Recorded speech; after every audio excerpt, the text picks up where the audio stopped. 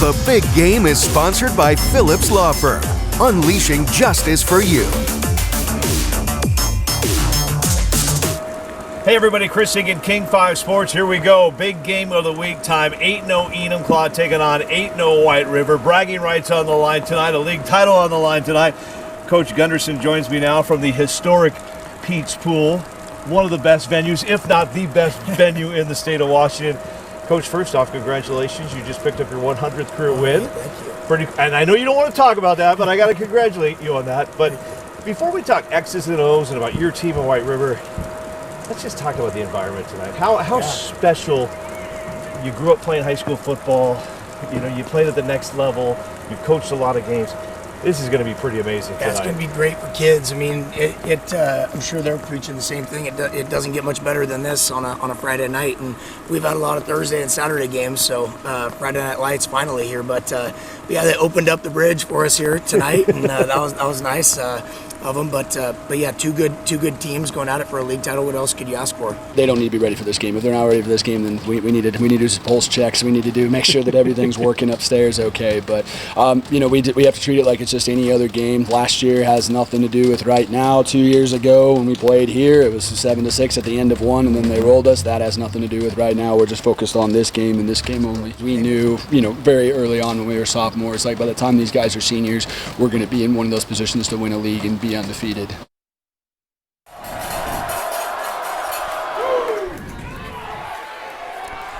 Well, good evening, everyone, and welcome to beautiful Enumclaw, Washington for the King 5 big game of the week. And tonight, we've got ourselves a dandy. 8-0 White River taking on 8-0 Enumclaw.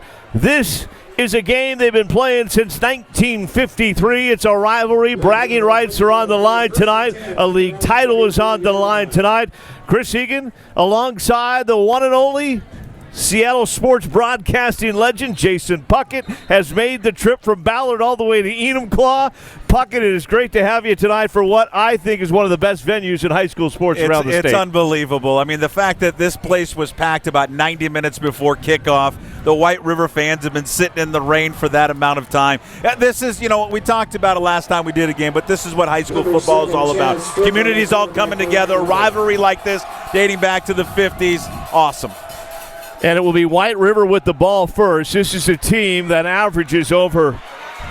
They average over 46 points, so they know how to put the ball in the end zone, and they've been doing it all season long. Jason. Well, and what's going to be interesting tonight because of the weather and the conditions here, raining so hard, is right. It's just who can take care of the ball. That's what it's going to come down to, right? You put the ball on the ground. Turnover is going to be a factor tonight with these elements.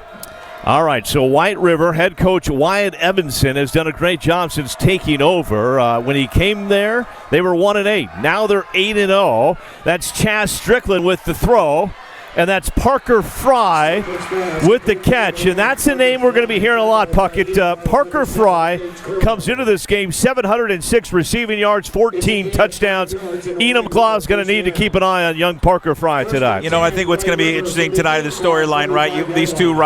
These two teams going back to, as we mentioned before, the 50s. It's been dominated by Enumclaw, right? So how the emotions on both sides, Enumclaw wanting to continue it, and then White River wanting to be this team this year to finally end the winning streak. Watching the King 5 big game of the week, brought to you by Phillips Law Firm, unleashing justice for you. Chaz Strickland with the handoff. Chaz Strickland, no stranger to the King 5 big game, had a big brother that played in the big game. And Caneas Alva, the big man for Enumclaw, with a nice play right there. Yeah, it was great. When you're that size, you're 6'2", you're 220-plus pounds. That's a hard guy to block, Chris. We've got big game Gabe on the camera. He's doing everything tonight, bringing you the view from the 50-yard line at Pete's Pool. It's been here since 1938, one of the great venues. In 2011, they put turf in, which thank God. I've been here when there was no turf. It was some rough conditions. Oh, my! And how about that, Jason Puckett?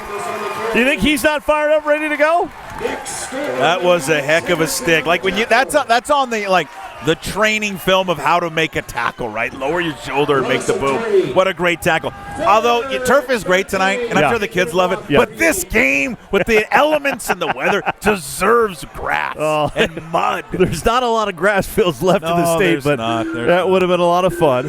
So 3rd down and 12. Already it's decision time for Coach Evanson and White River. The Hornets in their white pants, white tops, maroon helmets with gold lettering.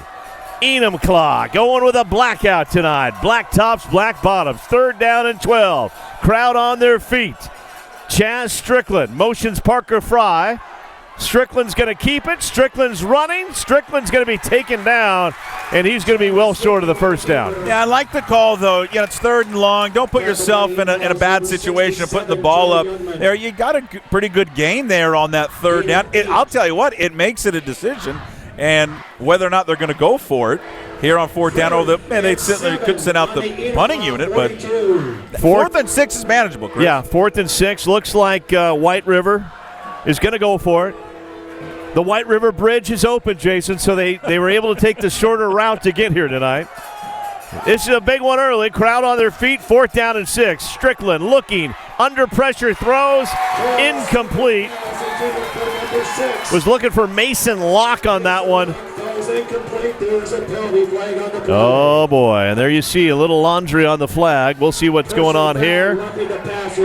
Roughing the passer, that's going to be a 1st down for White River. That's just the killer. You know what? He had his back, too. He had Locke open, just threw it a little high. The defender coming in there for Enumclaw. It was a real bang-bang play, but the official determined that it was a roughing the passer and a late hit. Hometown crowd not happy with the call, so that's going to give them a 1st down and 10. Ball now on the 27. White River, 4th down, was in some trouble. Chaz Strickland's throw over Mason Locke, but a late hit on the QB gives them a 1st down here. First drive for the Hornets from White River. 8-0 versus 8-0, a league title up for grabs.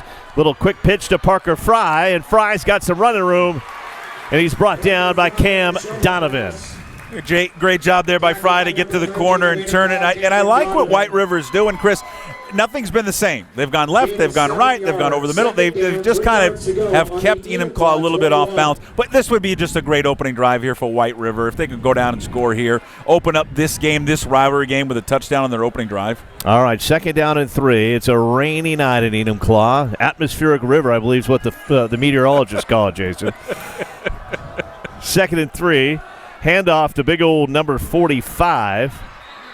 And he's going to be a little short, I think, Puck, from the 1st down there. Yeah, that's a nice carry. No, they're going to give him to. He got the 1st down. Nice carry there by Logan Brame. Back then, it was when we were growing up, it wasn't an atmospheric river. You know what it was called? Rain. It was just rain. It was just rain. Yeah. Heavy rain, Chris. Somewhere along the way, they came up with atmospheric river, but it's just rain. Yeah, it's just there's hard rain, there's soft rain. All right, 1st down and 10. Another handoff right up the middle. Logan Graham on the carry. Picks up a couple more yards on that one. It's a great surge by that offensive line up front there for White River. Just pushing that pile back. I mean, driving the front line of Enumclaw. A good 3 yards off the ball. And Enumclaw's got some big boys up front. Nick Storm, Kenneas Alpha, Joel Youngblood. You'll see a lot of Maddox Hendrickson leads the team. That's in the tackles. best name I've ever heard. Joel Youngblood? Youngblood. If that doesn't cry football. God. Yeah. 2nd down and 5. Ball on the 9-yard line. White River moving. Going to be a little keeper there. And that was Ray Palmer. Ray Palmer on the keeper. Forced out of bounds by number 13. Yeah, again, another direct snap to the running back, Ray Palmer. And again, it's just they haven't run the same play twice on this opening drive. Really doing a nice job of keeping Enumclaw off balance here with the variety of play calls they've issued here on this opening drive. Wyatt Evanson played football at Shadle Park in Spokane. He's only been at White River for 4 years now, Buck. Spent some time coaching high school in the Utah, Park City area, had success there, has done a great job with White River. Also the offensive coordinator on this team, and so far he's calling a great game. And that's going to be Palmer again, and he is in there for the touchdown. Ray Palmer keeps it calls his own number, and scores. Just a great job by Charlie Robbins up front. The sophomore offensive lineman, who was just a big kid. I mean, 6 foot, 250 pounds, and they just paved the way there for Palmer to go in the end zone. That's just a great opening drive. In these rivalry games, Chris, in which you've been dominated, and the scores have not been close, to open up this game tonight with that scoring drive, massive boost to their confidence. And the kick is up, and the kick is good. And the fun thing at Pete's Pool is when you make a kick on that north side, it goes into a historic cabin over there. Is it a cabin or a barn? It's a cabin, right? I think it's a big. And I think the gym used to be in there. There's an old gym. And it's the locker room. That's where the locker room is. It's unbelievable. It's the coolest thing I think I've ever seen in high school sports. Maybe in all of sports. It's awesome. Well, White River comes out. They've had wins this year, 41-6 over Jefferson, 48-10 over Fife. Took out Auburn Mountain View 48-3. Beamer 55-0. Kent Lake 64-7. They shut out Federal Way 17-0. Beat Kent Meridian 49-0. And maybe most impressive, they shut out the Decatur Gators, a state team last year, Jason, 15-0. So this is a team that not only averages 42 points, they only give up 3 points a game. That to me is one of the most amazing stats I've seen all year. I mean, in high school, in all levels of football, but in high school football, you're giving up 3 points a game? All right, so here they come. Enumclaw. And this is a team, we talk about points, well, they put up nearly 46 points a game. So actually they average 48.12 points a game. So the Hornets know how to score. Look for Keiki. He's the running back, number 29. He's had a sensational year right now. 8 touchdowns so far. Colt Cazzaro averages nearly 50 receiving yards. And Paxton Patterson also will touch the ball. He's averaging nearly 100 yards on the ground as well. Kevin Trackty at quarterback for Enumclaw. Official timeout. Got a timeout early. I think that my favorite part about this rivalry is just doing a deep dive in how these two schools used to be one school back in the 50s. Then one was Bonnie Lake, the other being Enumclaw. Then they were separate schools, but they competed athletically the same.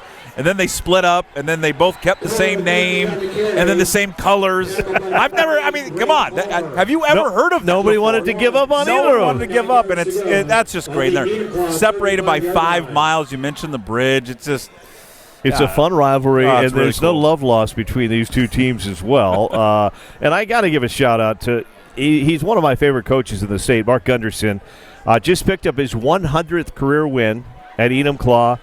Played at Sumner under Keith Ross. His dad, Gordy, was a coach here a long time ago, and Gordy's got to be proud, looking up from up above of what his son has done at this Enumclaw program. Nice defensive play right there from White River, but back to Mark Gunderson, Jason.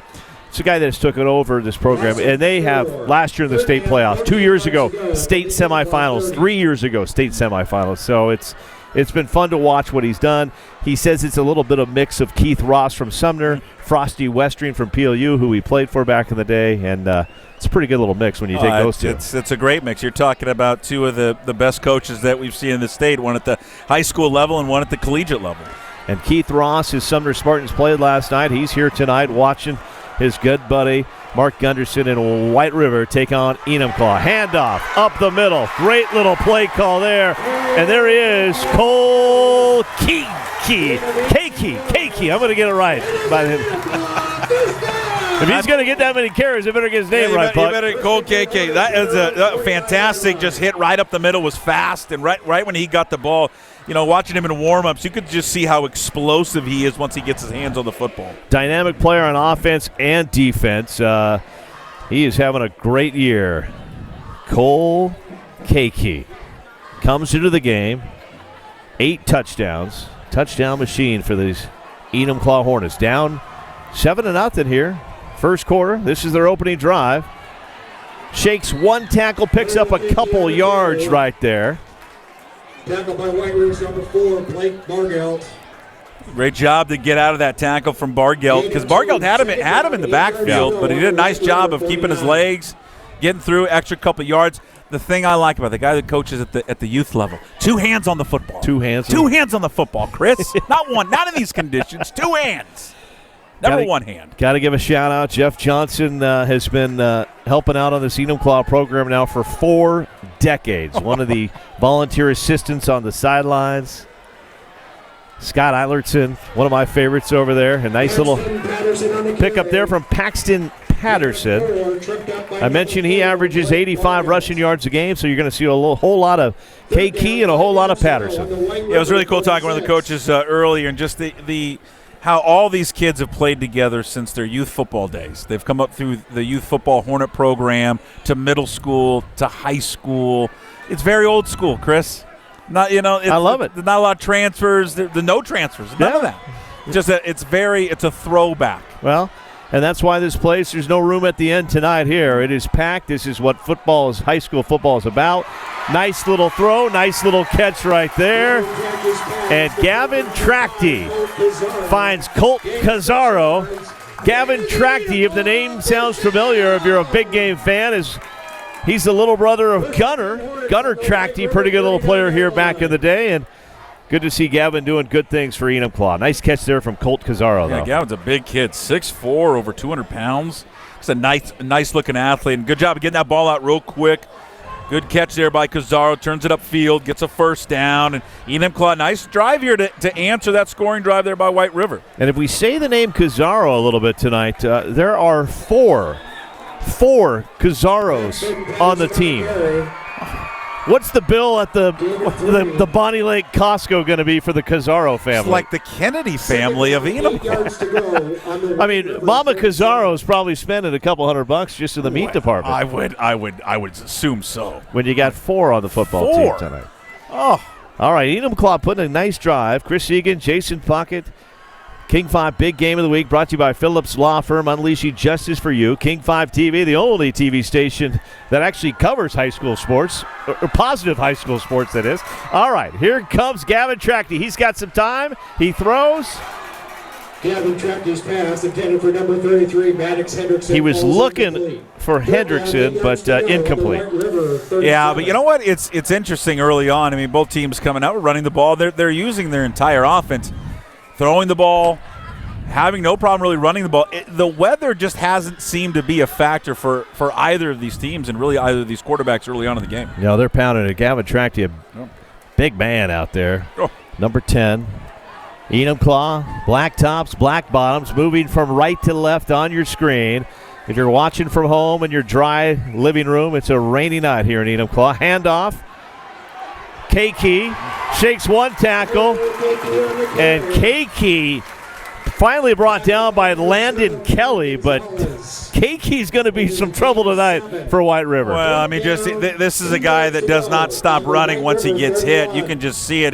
His low-level pad, to the ground. He's not going to go down, with one tackle. Certainly not going to go down with an arm tackle. You're going to have to swarm around him to bring him down. You got to gang tackle him. You just got to follow the Storm. That's Nick Storm. You got to follow that big body. And there's another handoff, and they're going to go right behind Storm again. And that should be enough for a first down for the Hornets. And again, just a nice job up front by those guys, and you're seeing it. I mean, they're pounding with him, and just keeping it. And this opens up. You start running the ball effectively like this, all of a sudden, boom, play action, you hit something over the middle. All right. Gavin Trachty talks to his coaches.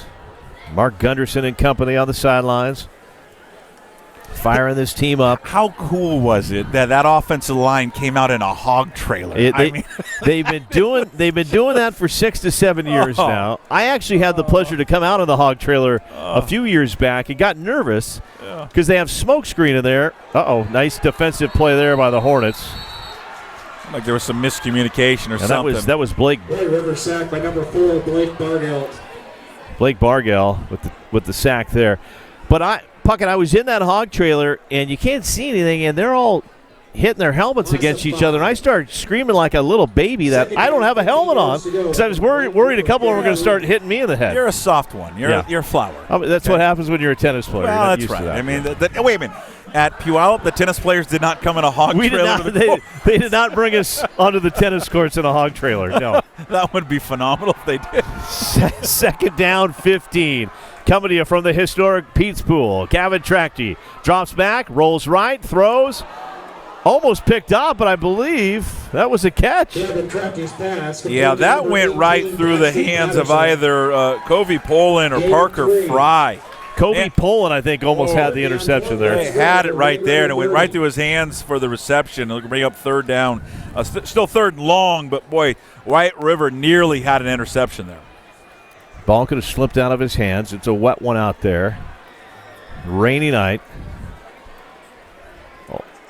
This should be the last play of the first quarter. Fast first quarter. It has been a very fast first quarter. White River got a flag on fourth down, which helped their drive, which led to a touchdown run.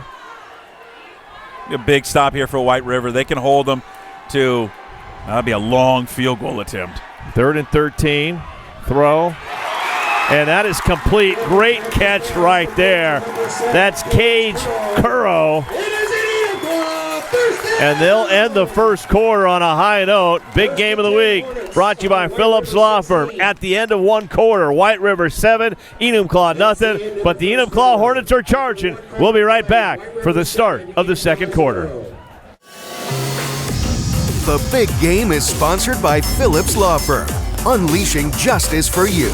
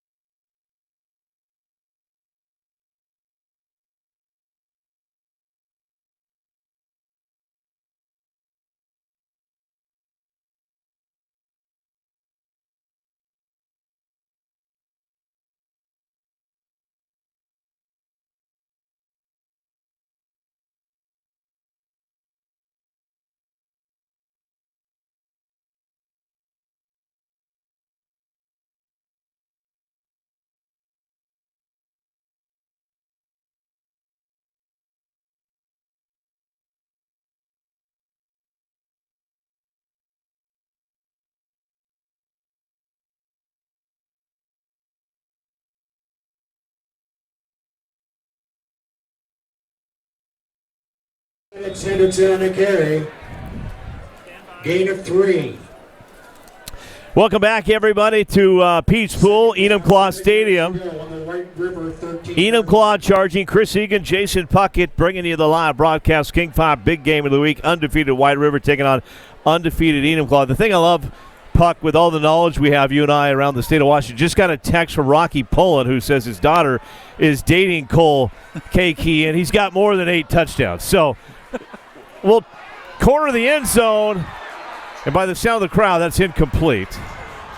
Hunter Maris. Intercepted by number 21, Hunter Maris. And it was intercepted by Hunter Maris. Picked off. Yeah, he nearly had one thrown earlier on this drive.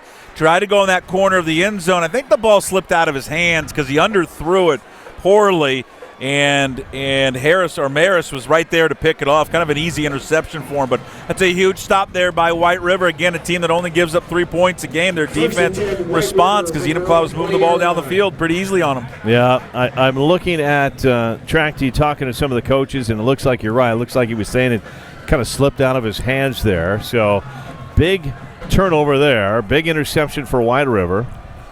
Momentum plays, Chris. Now what can White River do with it? We'll see if Enumclaw can come up with a stop now. That's Cam Donovan with the tackle. And a big thank you to all of our statisticians out there, like Rocky Pullen. So helping provide us. Now he said he's got more than 8 touchdowns. I need Rocky to provide. How many does he have? Right? Rocky, just start keeping track right now. Just keep texting Chris. Rocky Pullen, a very popular Enumclaw resident, played tennis at PLU back in the day. One of the great athletes that lives now in the Enumclaw area. And we'll have another one. Tyson Gamblin will join us at halftime, former Enumclaw player. We allow you, Puckett, to go enjoy some food. The cheerleaders are going to bring some food. You get to enjoy that during halftime. Wonderful. I mean, Chris, it's the only thing that you could do. You could provide for me here. It's wonderful. So let's see. This is if the defense can come through here, this would be big. 3rd down and 4. Oh, this would be huge. I mean, again, for Enumclaw to get turned around like that one, if they can force a 3 and out here, would be massive. Here at White River, it's a good spot for them though. 3rd and 4, because you're in a spot here. You can throw it, but you can still run it in this situation. White Everson been pretty good with the call so far for White River. Coming over from Buckley over the White River Bridge. Timeout, White River. And White River is going to give a timeout right there. And, Puck, when we talk about White River, I do got to give some shout-outs to boys wrestling team, won a state title back in 2025. Girls wrestling team, been very good. They won a title in 2020. They've been in the running for titles the last 5 years. Girls basketball program has been sensational at White River. So they've had some success in other sports. And Evanson said when he came there, you know what? I saw a lot of energy around basketball, around baseball. I wanted to bring that to the football team, and he's done a great job of that. It's great, and I think especially when you are separated by a few miles from Enumclaw, who's always just has been a very, very good football program for many years, and for White River they're trying to aspire to be this, right? Yeah. To become the longevity of success that Enumclaw has, and they put together a great season. They look good so far in this first half. You know what's interesting, talking to both coaches before the game, I said, well, either way, both of you guys are going to the playoffs. None of them wanted to hear that. They wanted to win tonight. A little trickery here from White River, and what a defensive play there from Paxton Patterson, who almost had an interception. That was a gamble. I like it. You don't expect to see that, a trick play and you're backed up like that from your inside the 30-yard line. Gutsy call. You know what? If it's thrown over Patterson, the quarterback's got a beat on him. And he may still be running, Chris. He could be. And I'll tell you what, White River's pulling everything out of their bag of tricks on this night. But this is what you got to do. When you have one, they're 0-9 since 2015. You got to do things like this. That's the voice of Jason Puckett providing us with those great stats. Pucksports.com. Used to have his own radio show. Now he has the #1 podcast in the great state of Washington. Where do people find you on the podcast? You can find it everywhere. All your podcast platforms, Apple, Spotify. We go live every day, Monday through Friday, 10 a.m. on YouTube and Twitter. So you can find everything there. Just search Puck Sports. Also, the website, pucksports.com. It really Can we get on the King 5, the best of list? Are you guys still doing that? Yeah, I think we can.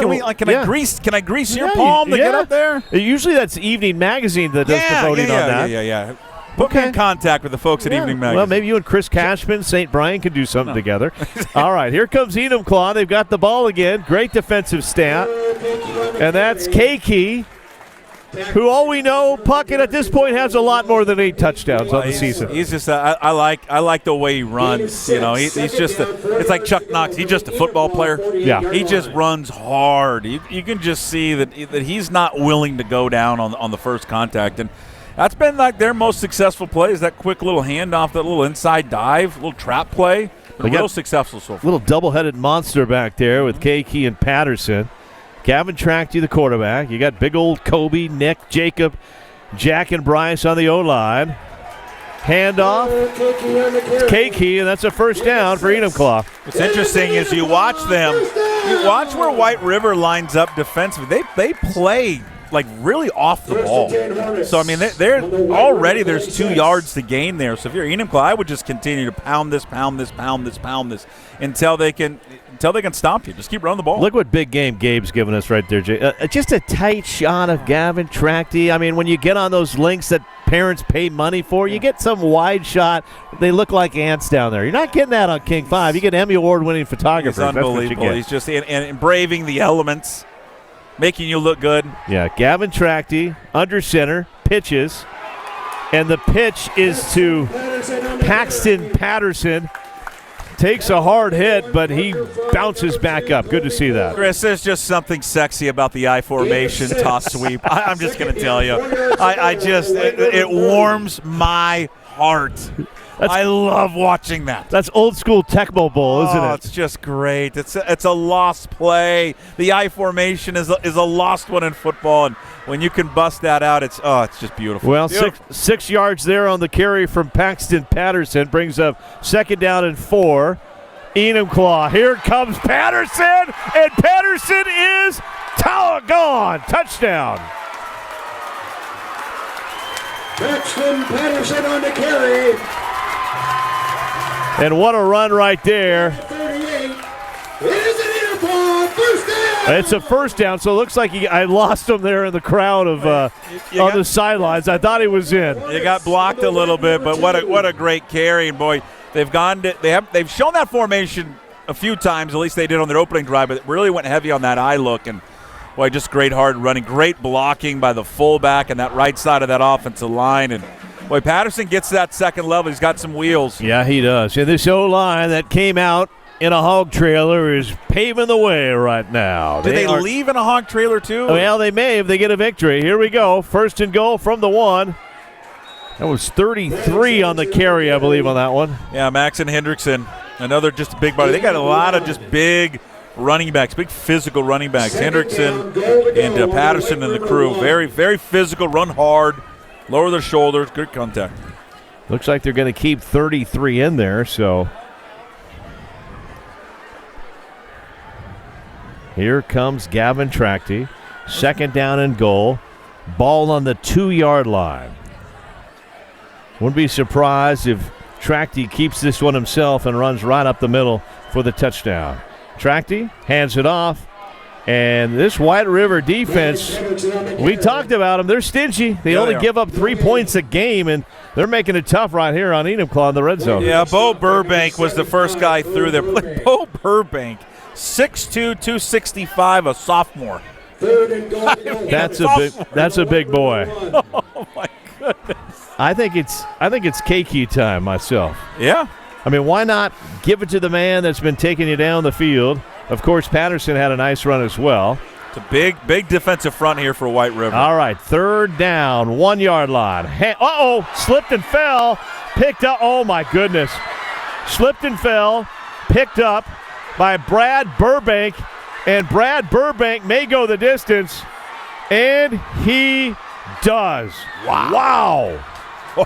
Oh, my goodness. Unfortunate, slipped in the wet conditions. Brad Burbank was there, picked it up, took it 95, 98 yards to the house. Well, we talked about it in the beginning of the game, right? The conditions, right? Who was gonna be able to play through these conditions? Now the rain has stopped, but what have we seen? Enumclaw's first drive, interception in the end zone because the ball slips out of his hand. Second drive, marching right back down on the 1-yard line, slips because it's wet. Loses the ball, turnover, and it's a scoop and score, 99 yards. Man. Brad Burbank quiets the Enumclaw side down. The kick is up. The kick is good. And just like that, Jason Puckett is 14-0. White River, they were 1 yard away from tying this game up. And just like that, it's 14-0. But I think you got to go back to 1st and goal on the 2, 2nd and goal on the 2. They couldn't punch it in. And then all of a sudden on 3rd and 1, looks like they were going to try to pitch it out to Keiki. And Trachty just slipped, fell, lost the ball, and Burbank was all over it. Yeah, they got 2 big sophomore defensive linemen. Charlie Robbins, 74, Bo Burbank, 75, have just done a really good job, especially in those first 2 plays, of stuffing them. And the fact that they couldn't run it inside, then they felt obligated. All right, well, let's attack the outside. Well, you attack the outside, you slip and fall. All right, so it's 14-0 White River. Momentum plays. God, it's, football, all sports, right? It doesn't matter what sport, but those momentum plays, right? The plays that you circle. That right there, that was the interception early, the dropped interception here by Patterson. They're adding up early here at Pete's Pool. And a great start for White River. Again, wanting to end a losing streak to their rival, you just couldn't have asked for a better start in the first half. So many great restaurants in the Buckley, Enumclaw area. I've been told to go down to downtown Enumclaw on a Friday night, Saturday night for a date night, and then I find out, Jason Puckett, on your Twitter and Instagram, you're at a gas station having a burrito. Pita's Taqueria. Pita's Taqueria. Pita's Taqueria. Okay. A shameless plug for Pita's Taqueria. Pita's Taqueria. Unbelievable. In Enumclaw? In Enumclaw. Okay. Been there since 2015. Was talking to the owner today. I had heard about them on Instagram. Like, if I'm going down to Enumclaw, who doesn't love a burrito, Chris? Look at me. I'm a human burrito. And you enjoyed it? It was a good burrito? Look at this. Look at this. Nice little return there. Chris, it's a foot long. It's like a mini baby burrito. It's a baby burrito. It's massive. Homemade tortillas, great. And I'm telling you, anytime you can find, especially a taco stand or Mexican place that's homemade, but that's by a gas station. There's just something about it. They're just always good. Wonderful. And are you like I, when you're on the road, you feel obligated to just eat whatever you want? Like, Chris, I've been healthy? obligated to eat since birth, so yes. That's why I'm wearing stretchy sweats right now. That's what I got on, too. All right, 6:16 to play, first quarter. Enumclaw with the ball, down 14-0. Nice throw, nice catch. That's Cage Curro, and he's got a first down. Nice play. And this is where, if you're Enumclaw, you just got to settle down, take the clock down, get a score. You've got the ball to start the second half. Everything's fine. Everything's fine. You got plenty of time, and you're exactly right. I'll echo what you said. Go down, score. You have had no problem moving the football down in the red zone. Score here. You get the ball the second half, and then all of a sudden, it's a tie ball game. And your defense held on the last edge. Another. Tracty loses it again, and it's where you got to get one of those one of the junior football kids out there with a towel. Yeah. Well, I've seen them running around. Yeah, they may need to get. Maybe they change out the junior kid, find a new one. And there is a shot of the White River student section. Can I give it just a praise and a shout out to them? Got here about 90 minutes before the game. I know you've been here forever. 90 minutes. I think you got here like at 1. But 90 minutes, that place was packed over there. It was pouring rain. And those fans in White River were just sitting over there in the rain, just getting dumped on. Now, just to tell you about these rainy conditions tonight, and as they're listening back in the King 5 studios, usually at halftime the cheerleaders perform and the drill teams perform. But since it's so wet tonight, they're not going to perform for safety conditions tonight. But, we'll still have some fun, I'm sure, during halftime. Maybe we'll watch you eat some burritos. Just put a camera on me eating. Our engineer extraordinaires, Ryan and Andrew, have been sensational. I mean, I give Ryan credit every week, but Andrew's a Dodgers fan, and he's watching high school football. Andrew, how are they doing tonight, your Dodgers? He's so nervous. They're up. He's so nervous right now because all Andrew's thinking about is, please, bullpen, don't let me down again. Loss of 5. That was a loss of 5, and that's Blake Bargel, I believe, with the he's been all over the ball tonight. Just they just haven't. This front here for White River has just played dominant, especially on the passing downs. I mean, on the running plays here, they've given up some yards on the ground, but every time Enumclaw's wanted to go back to pass, secondary's done a nice job. He's had to come off his first, second read, and by the time he gets to his third read, he doesn't have enough time to throw the ball. All right, 3rd down and 18. Enumclaw trying to get something going. Nice throw, and tipped a couple times. I thought Cage Curro had a chance to get that one. He was looking for Colt Cazzaro. Throw was a little high. It's going to bring up 4th and 18. I would imagine the punting unit would come out in this situation. Yeah, that was it. Hunter Maris was also there on the coverage for White River. Nearly had an interception there, but that just is a great stand here for White River. Now, what they can do here is they get the ball back. Now you go into your 4-minute offense. You practice this. Everyone does. If they could go down and score, you go up by 3 scores at the half. Man, that with their defense. Yeah. They have not given up many points all season long. Only averaged 3 points a game. Punt is a good one. That's Ray Palmer and Cage Curro with a nice tackle for Enumclaw. But here comes White River. Wyatt Evanson's Hornets doing some pretty good things so far. The captains for the Hornets from White River, Palmer, Robbins, Burbank, and Bargle. who's been the defensive star so far for White River. We talked about White River's wrestling team. Jason Puckett, you got to talk about Enumclaw's got some pretty good history when it comes to wrestling as well. State champs in 2008. Unsportsmanlike penalty called against White River. Oh, that's getting chippy out there. Unsportsmanlike conduct. Wrestling team, though, state champions in 08, 09, 11, 12, and 15. 2010, don't know if you remember this, the basketball team 27-0. Their first loss was in the state championship game to Union at the Tacoma Dome, so there's been a lot of great success out here at Enumclaw High School over the years. Yeah, one thing, you grow up here in the state, you've just always known about, well, they got a rich tradition of all sports, but especially wrestling. Wrestling's always been kind of the one down here that you always, you think of Enumclaw, you think of that program. They've done a great job, and congratulations to the Enumclaw cheerleading staff. Also took home a state title last year, so they've got a great coach and helped them get a state title. All right, White River with a penalty, puts himself deep in their own territory. Chaz Strickland. Penalty flag on the play. Another flag here. Looks like a little movement possibly on Enumclaw. And sure enough, that's what it was, offsides on Enumclaw, so a free 5 yards there. Jason Puckett, Chris Egan, King 5, big game of the week. 8-0 White River taking on 8-0 Enumclaw. The winner of this is going to take home the 3A North Puget Sound football title and bragging rights for a year. The title's great, and I know that's what they're playing for, but the bragging rights, Chris. Nice carry there from Ray Palmer, a name we're saying quite a bit tonight.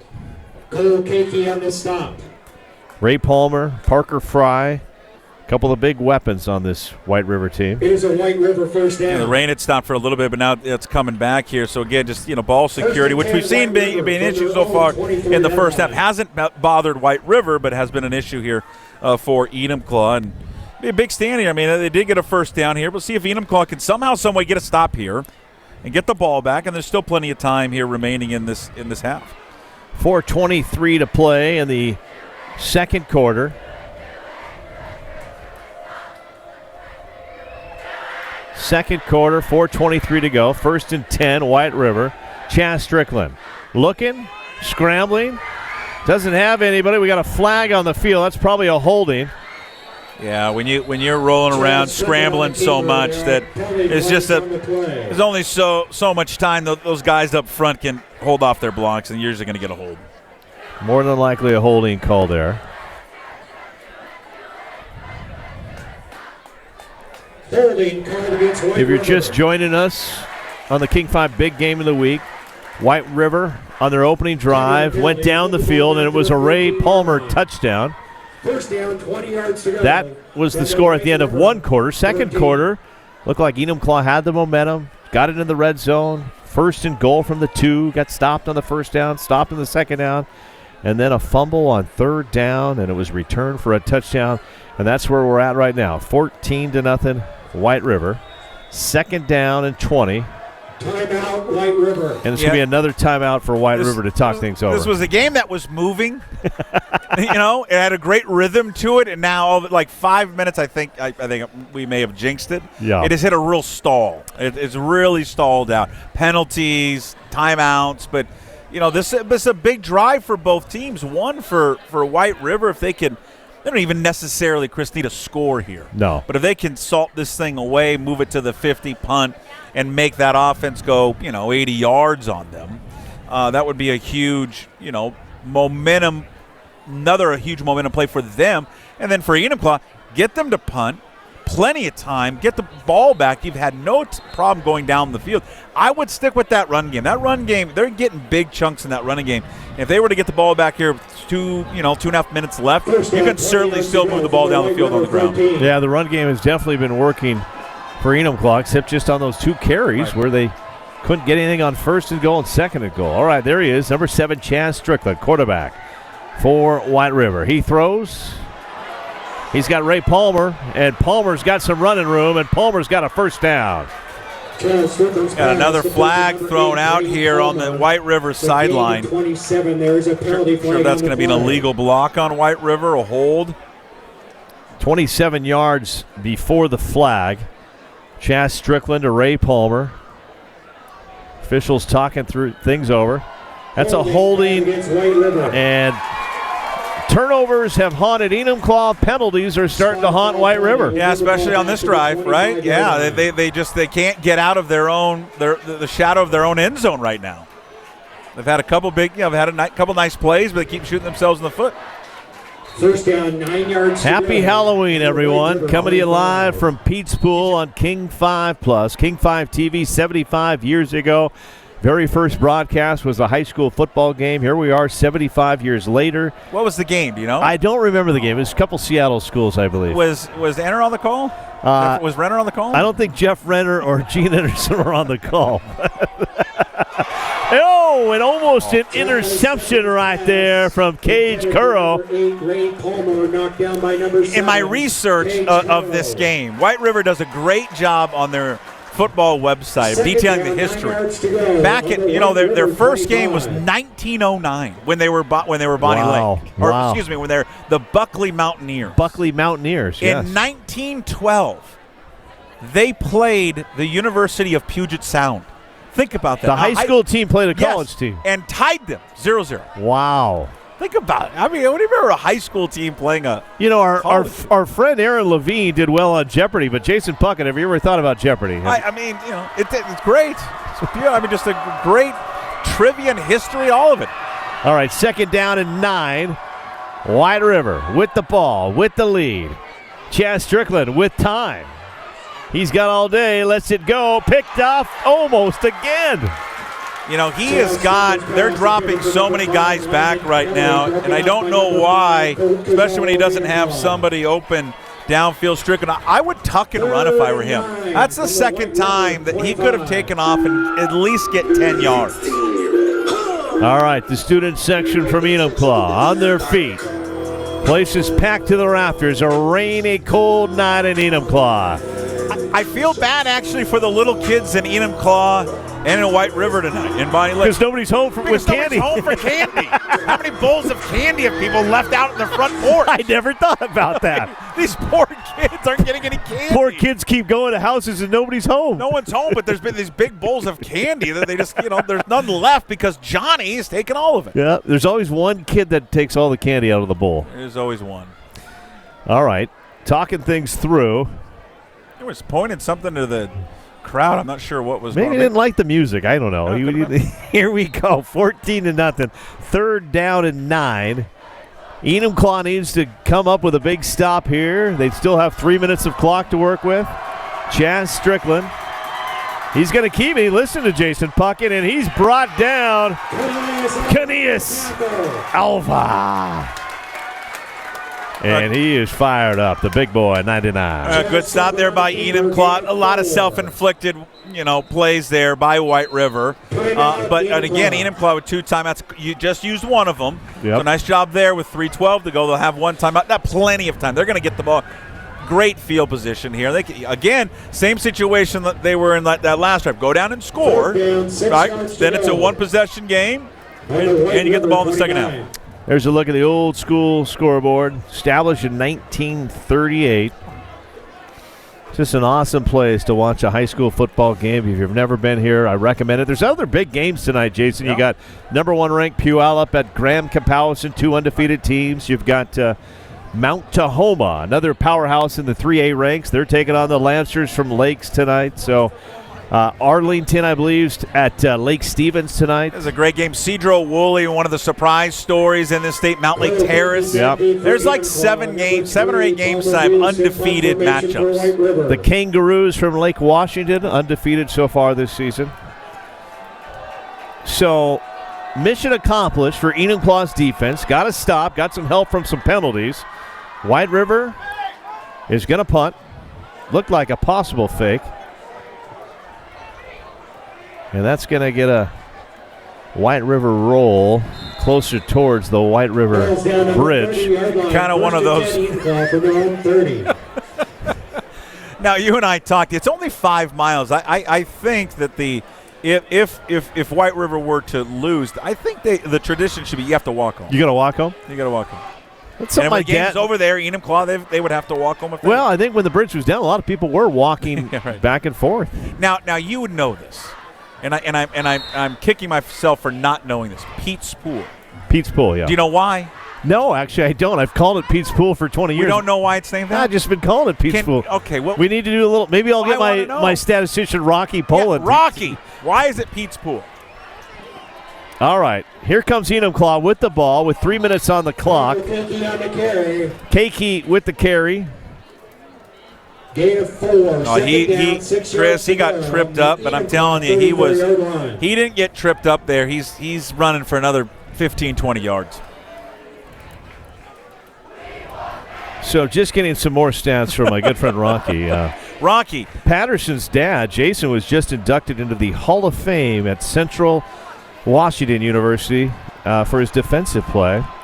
He's an Enumclaw Middle School teacher and coach, so that's Patterson's dad. That's Paxton Patterson. We asked Rob again, Pete's Pool. Yes. Can he look that up on the Google? Yes, we need some info on Pete's Pool. Yeah. King 5 Big Game of the Week brought to you by Phillips Law Firm, unleashing justice for you.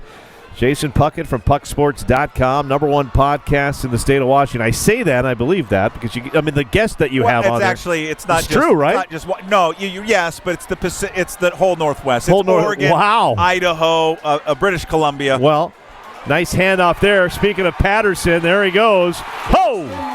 Paxton Patterson's dad's a Hall of Famer, and he says, Daddy, I'm coming too. Yeah, again, they've had a lot of success running the football. And again, with 1:48 and a timeout still left, they can easily keep running the football down the field. And you can't go back to 1st and goal, but I know they're going to say, well, maybe we should have gone with Keiki or Patterson there. But you can't go back. Well, yeah, you second guess. Can't go back. You just look forward. All right, Gavin Tracty's going to keep this one, and he takes a slide, picks up about 4 or 5 yards. 1:30 to play. Enumclaw still has one timeout. Yeah, it just hasn't been there in the passing game. White River's doing a great job. Their secondary of dropping back, and there's just not many windows open at all.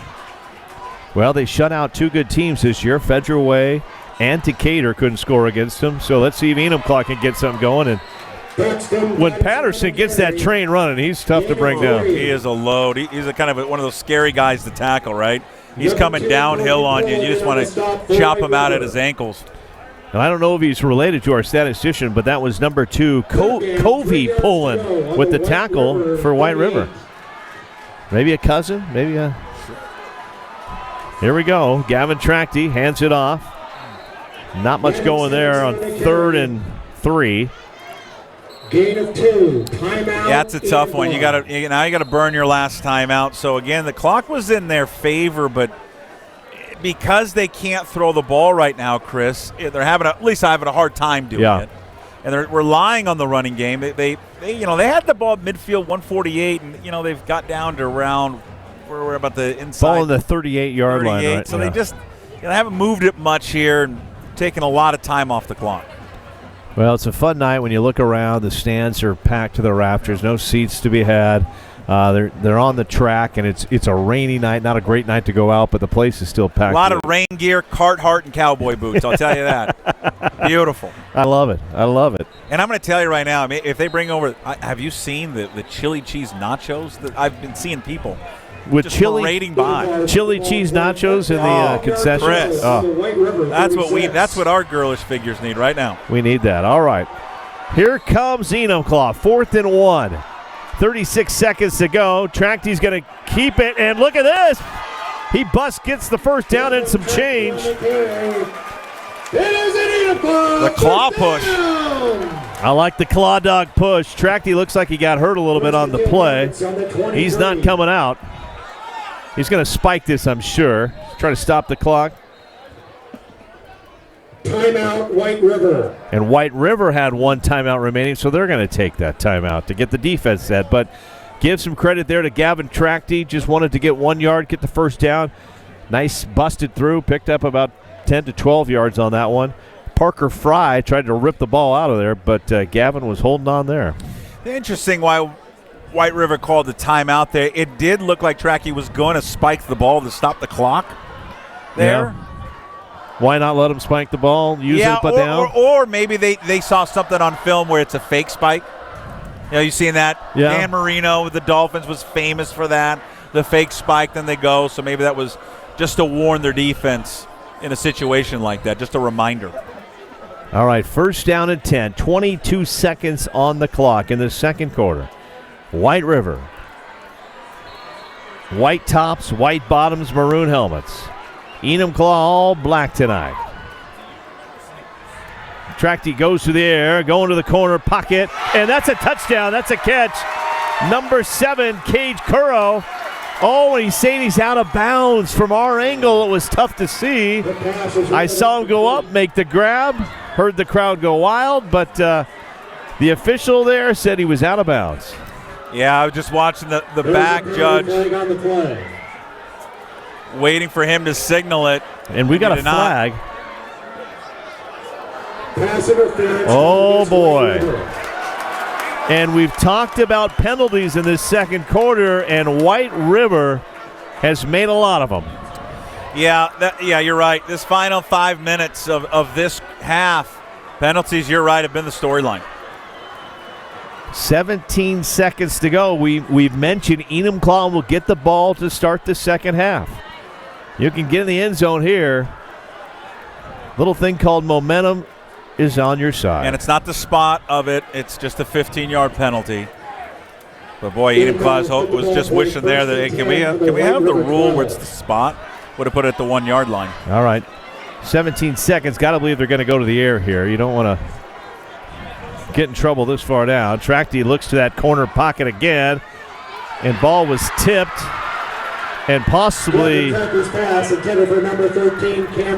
that's just our tough angle of the night. We call that that's the death corner over there. You have to watch the students and Batman. There's a kid dressed as Batman. That's what I'm watching. You do need to watch the kids. I'm watching Batman to see if he goes crazy. Oh, man. Oh, I love Halloween. I love Halloween, too, but you're right. There's candy? Did you bring candy? I didn't bring candy. Oh, my God, Chris. Because I'm going to go home and probably eat a lot. You know, you and I we love Reese's Peanut Butter Cups. I had 5 on the way down. Second down and 10. 11 seconds to go. Tracky looking, throwing. Ball is tipped. He's going to still have 2 chances here. Yeah. Third down, 10 yards. He's got time. That throw into the, what do we call it, the death zone over there where we can't see. That's been there. I mean, he's had his wide receiver open. Just the first time was just a little too much air, and he was out of bounds, came down with it. See if they'll go back to that. Even the back shoulder. All right, third down and 10.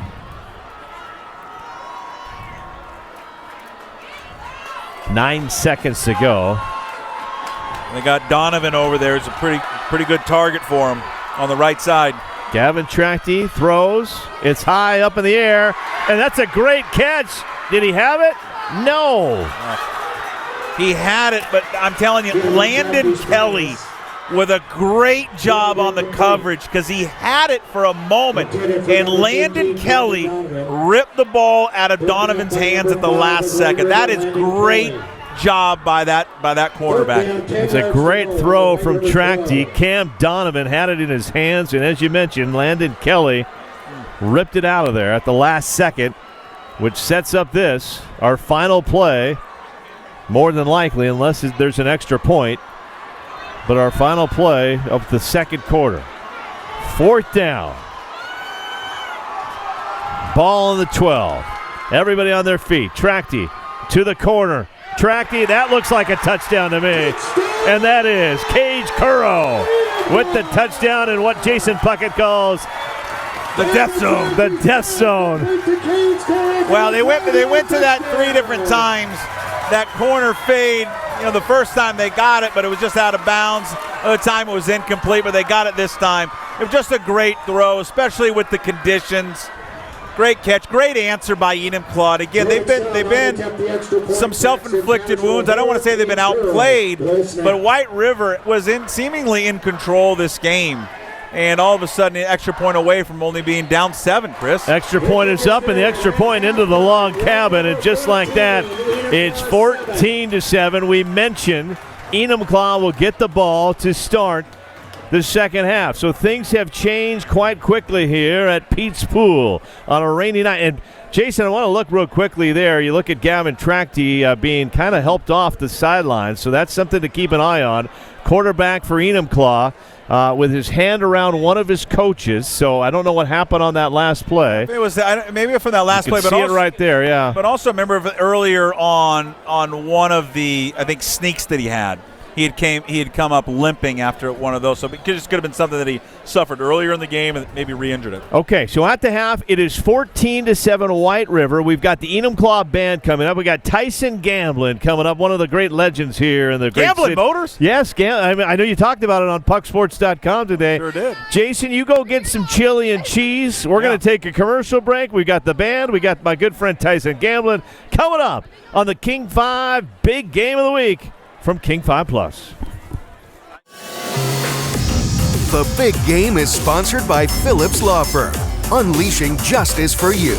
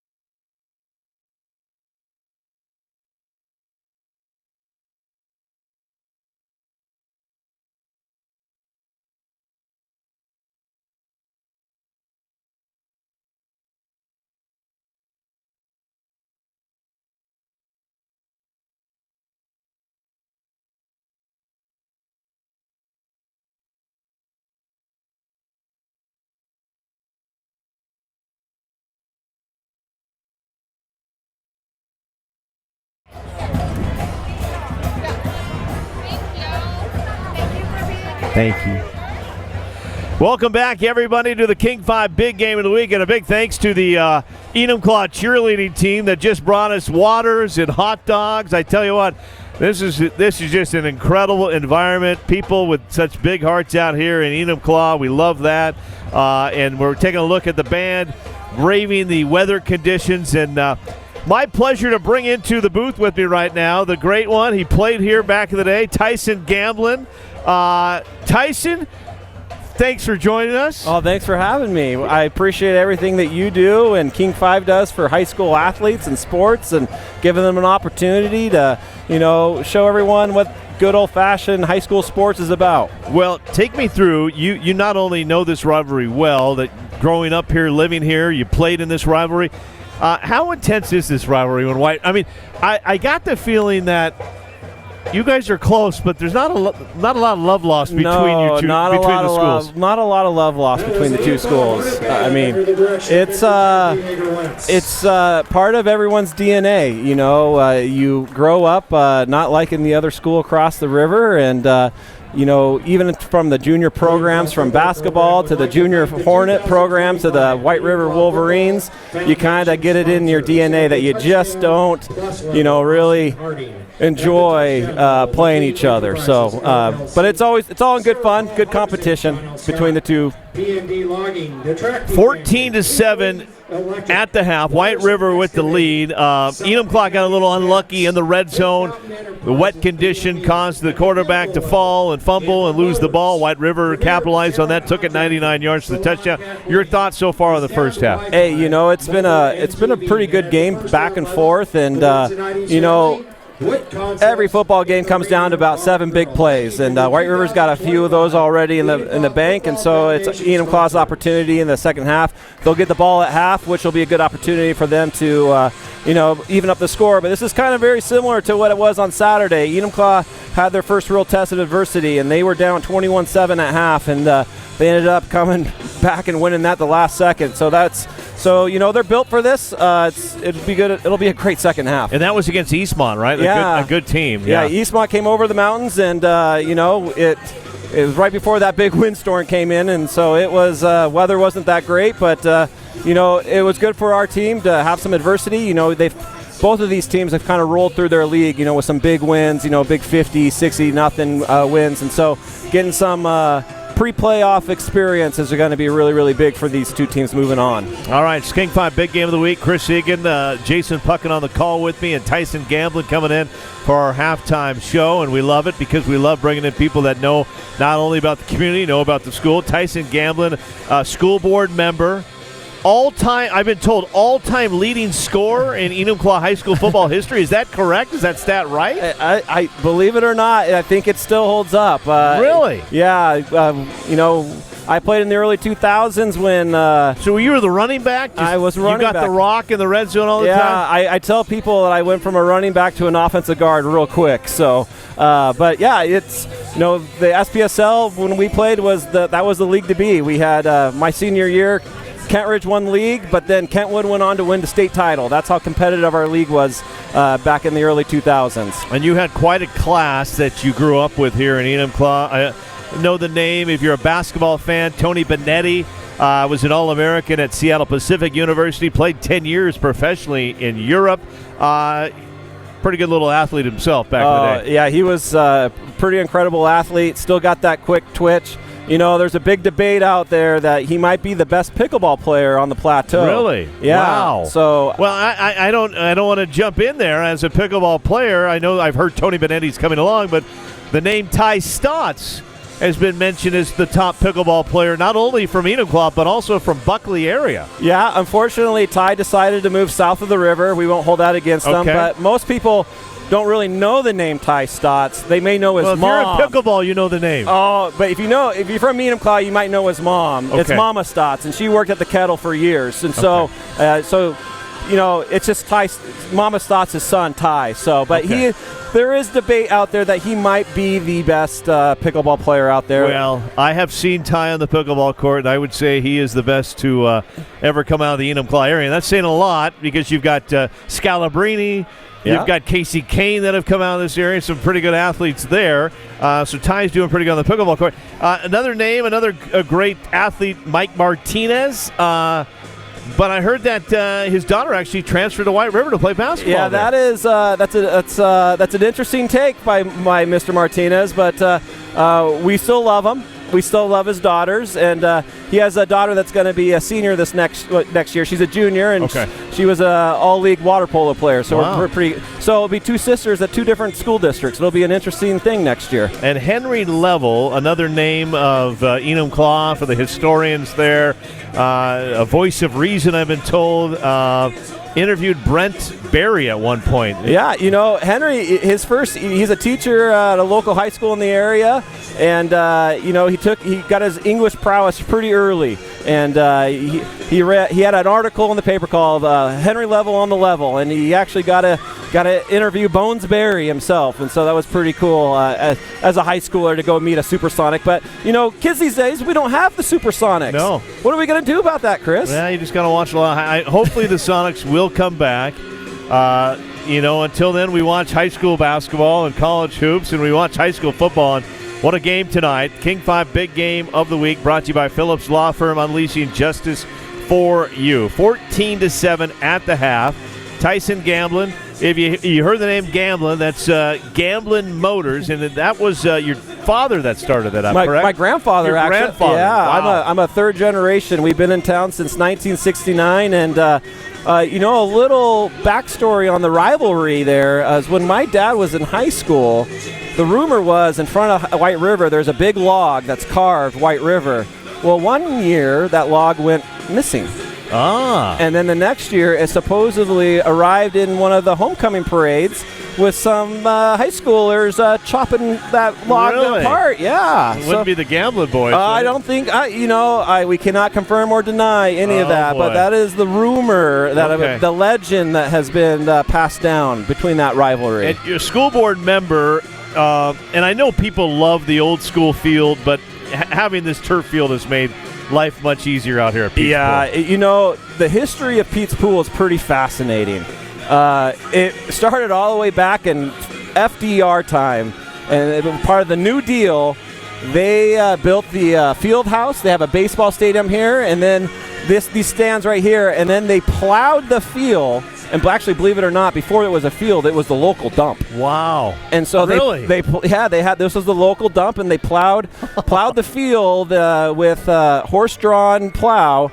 And in the 90s, those Puyallup boys, they had some quarterbacks right back in the 90s, right, from Puyallup? Yeah, the Heward boys. Yeah, the rumor Billy Joe Hobart, the Heward boys. Supposedly, the rumor was they struggled up here because, well, you can think a horse-plowed field, it's not going to be the most level that you could be on the sideline, and then someone standing in the middle of the field, you'd be eye level with their kneecaps. So it didn't help their cause here. Oh, no, there was a big crowd. And so, but when you had a bunch of youth programs playing football on this field in the, in the late 2000s, we, look, we got here. Hey, we got Tyson, I'm just going to take the headset off you for a second. Yeah, we got the legend. I heard that this legend that we're about to introduce talked to the team before the game. Well, let's get the headset on him right now. So this is pretty special. Keith Ross, head coach for the Sumner Spartans, joining us in the booth. The Sumner Spartans, they were the big game just a couple weeks ago, had a nice victory. But this is a pretty special relationship, Keith, that you have with Coach Gunderson. Tell our viewers, our listeners, a little bit about he played for you basically back in the day. Yeah. So Gundy's dad was my coach here at Enumclaw. Did you know that? I did know that. In fact, I went into the locker room earlier today. You see my jersey? I got a picture of your jersey, number 12. Yes, there you mine. are. I told the kid that was actually my jersey. But Mark's dad coached me. And then Mark was our ball boy when I played here. Wow. And then 10 years later when I got at Sumner, my first day, this kid comes up to me and taps me and says, "I think you know my dad." And it was Gundy's kid. So we've had this relationship. I coached him, and then he coached for me. And it's an amazing relationship because his dad was so important to me. And hopefully I had that impact on Gundy. And it's so fun to come up here to my alma mater and see Gundy get after it. And just watch as a fan high school football. It is fun to watch as a fan and not be stressed out. Well, before the game, Gundy actually, I said, how much did you take from your dad and others? And he said, I feel like I'm a nice mix of Keith Ross and Frosty Westring. And as somebody that has grown up in this area and had the pleasure to cover you, to cover Frosty, I think that's about a nice compliment of a coach, you could say, to have a mix of you two. And I know what you've done at Sumner, but how impressive has it been to watch Gunderson, what he's done up here in Enumclaw? It's amazing. Yeah. It makes us alumni proud. Enumclaw's back. They're known around the state. They play great football. They're tough. They play disciplined football. They're always good, always at a top level. The kids have so much fun. Gundy's such a fun coach to be around. And I agree, he's got some feistiness that he got from me, and he's got that other part that coaches need. They need that Frosty Westering type of attitude. You got to build relationship with these kids, and you got to love them, and then they'll let you coach them hard. And I think Gundy, that's how I built my career, and Gundy's building his career that way, and it's pretty special to see. Well, and not only have you two built successful programs at Sumner and Enumclaw, but you've built this environment around the football games where there's nobody at home in Enumclaw and Buckley tonight because they're all here. when you go to Sumner Sunset Chevrolet Stadium on a Friday night, the whole town is there. How do you go? I mean, there's coaches that are going to hear this. How do you go about building that environment? It's because you got to focus on your team, and it's just amazing to me to see what you two have done, where it's become bigger than the team, and it's become bigger than the school. It's the community. Yeah, it's all about the community, and you got to put a good product out there to get you're going to get your fans that love football or love Enumclaw or have kids playing, but to draw the town, you got to build a culture that you embrace that community, and that community will then embrace you. And Gundy and I are both lucky we coach in towns that are right around the school. Yeah. And so you're right, it is special. This is Sumnerish. Yeah. And it's in Enumclaw. That's what's so amazing. Gundy's built this up here. It's packed. Now, help me out with this stat. Tyson Gamblin here says he's the all-time leading scorer in Enumclaw history. Yeah. Well, he played when I was coaching at Enumclaw. So you can confirm these stats. He was good. He could run. He can run. Yeah, he's good. Okay. All right. Tyson, I'm not going to second-guess you anymore. He didn't believe you? No, he could play football. Well, I mean, I knew he was a decent athlete, and he drives fast cars. Yeah, but, he's got good cars. Well, you've seen the first half. White River march down opening drive, punch it in.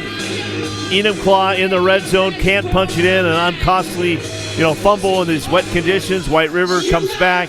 Enumclaw, great driver there at the end. They're going to get the ball to start the second. What do you want to see in the second half? They need to score that first. They need to even it up. Yeah. Enumclaw got that last score, which they needed, immensely, because White River really came out hot. And, it seemed like they were a little more ready to play. And so, Enumclaw will come out at halftime. Gundy will get them all right. And, I think they'll score on this first drive, and then it's back to 0-0s. And then it'll just be a great game in the second half. I appreciate you two coming in the booth here. We're going to take a quick 2-minute commercial, and then we'll get back for the second half. Jason Puckett and myself. Yeah. For Keith Ross, Tyson Gamble, and I'm Chris Egan. They're firing it up here at Peach Pool. We'll be right back for the second half, the King 5 Big Game of the Week. I told you this would be fun.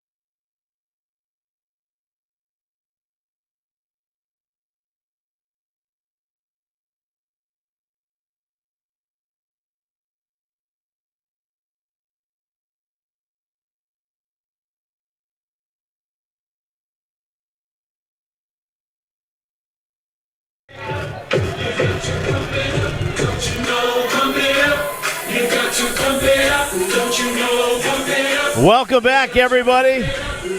Enumclaw Stadium, Peach Pool on a rainy Friday Halloween night. And we've got ourselves a dandy. Peach Pool sold out to the rafters tonight. Two undefeated teams going head-to-head. Chris Egan alongside Jason Puckett.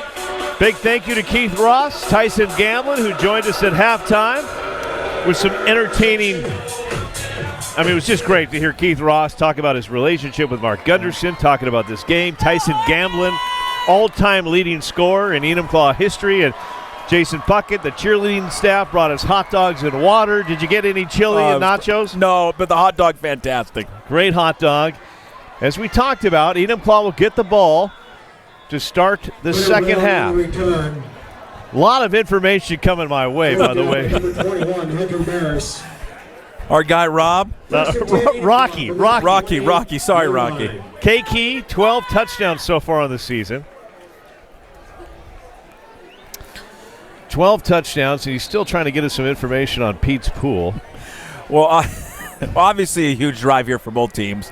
And without saying, right, second half, you always kind of want to set the tone here with that first drive. But again, for Enumclaw to get right back in it, march down and score, White River to get, the ball back and give it back to their offense. How about this? Nice little run coming out of the back. And there he is, K Key. K Key has the key to success. K Key. What a big run right there. And this young man is having a night. He's just a heck of a runner. And again, they've had so much success running the football. The passing game has not been there, but the running game has been. Now, this is where they need to take advantage, though. What I love, Jason Puckett, I'm getting videos of people watching the King 5 big game from their homes. This is the Stotts family in downtown Buckley. They're handing out Halloween candy, and they've got the King 5 big game on their big screen TV. And a run right up the middle. Stotts family, what's the number one candy handing out tonight? And are we doing full size? I think they're doing fun size. I think they're doing full size candy bars at the Stotts house. So maybe you and I can stop there on the way back. We'll be on if you've got any Reese's peanut butter cups. I want the 4-pack one. All right, coming out of the gate, Enumclaw with the ball. Go Hornets! K Key had a big run right there. Following his big old blockers. You got Bryce, Jack, Colby, Nick, Jacob up there. Going to go to the air. Catch is made by Cage Curro. Gavin Tugby's pass complete to number 7, Cage Curro. And it's good to also see Jason Gavin Trachty out there looking pretty good. He was third down, 1 yard to go on the White River. Yeah, he was a little limpy going into halftime, but he seems fine. Now, I mean, he's still gimping a little bit. A little bit, yeah. As he ran out in the field there, I was keeping an eye on him. But, yeah, he's still limping a little bit. But I don't think anybody's pulling him out of this game. All right, 3rd and 1. Penalty flag on the play. Yeah, that's going to be a flag. Dead ball procedure penalty. Oh, boy, that you hate to see that one. 5-yard penalty, move the ball back to the 24-yard line. And it was penalties that hurt White River in that second quarter. White River, 23. Not the start there that Mark Gunderson wanted in that penalty. In their short yardage situation, they have Hendrickson in there, but KK, I think, is the guy that I'd like to see get the ball. He hasn't been stopped all night. I know. Just keep giving him the rock. Yeah. Same look here. All right, 3rd down and 6. And that's going to be Patterson. Patterson up the middle, and Patterson with the touchdown. Wow. Great answer. Yeah, pretty good week for the Patterson family. Dad goes into the Hall of Fame, and Paxton Patterson with a big touchdown run right there. And all of a sudden, it's a 14-all game. That's exactly what you wanted, right? The score at the end of the half. You were outplayed for the most part in that first half, but you scored late, and then you have the opening kickoff. You march it right down on the ground. Patterson with that big carry, and again, extra point away, tying this up. It's a whole new ball game. You sap that whole momentum out from White River. The kick is good. 27 seconds left in the third quarter. 8 o'clock, 14. Brad Burbank had a 99-yard fumble return for a touchdown, which gave White River a 14-0 lead. It looks like they had the momentum. At the end of the second quarter, Gavin Trachty helps get his team in the end zone with a gorgeous pass to the corner of the end zone. And then coming out here in the second half, it's K-Key with a great run. And then Paxton Patterson with the touchdown run, which makes it 14-all. Yeah, momentum plays, right? They were moving the ball in that first half, Chris, down the field. What was hurting them were the turnovers, right? They had the interception in the end zone and then the fumble late. Yeah. I mean, you had 2 turnovers in the red zone, and all of a sudden it's 14-0. They could easily have 28 points. But as we just heard from Keith Ross, I mean, Gunderson doesn't have 100 wins here for nothing. I mean, he knows what he's doing. He kept these guys heads up. We're going to be okay. And just like that, it's 14-all. And Keith Ross said it. I said, Keith, what does Enumclaw need to do? He said they got to come out and score on the opening drive, and that's what they did. Right. A great answer. This is exactly what I do. Get the crowd back into it. They got the crowd was into it in that late score, the end of the half, but now they're really into it again, and that's what you want to do, right? Because they were kind of – that crowd in that first half was kind of out of it for a little bit. Now they're fired up. Pete's Pool is shaking tonight. And we just got an update as well from Toronto. The Dodgers win 3-1, forcing a Game 7. I don't think anybody in Enumclaw is watching the World Series. No, I don't think so. I wonder if that ball was out. Enumclaw sideline thinks the ball was out. So let's see what Wyatt Evison, head coach for White River. He called a great first half. A lot of fun plays, trick plays, smart plays. Chaz Strickland leading the offense, along with Ray Palmer, Parker Fry. Both had some big catches there for White River in the first half. You just don't want to panic here on this first drive. Like, you know what? You got up 14. It's a game. Any game's a game of momentum. Momentum shifts. They've taken the momentum back. 14 unanswered points. You don't need to make it all up here in one drive or on one play. Just keep doing what you've been doing.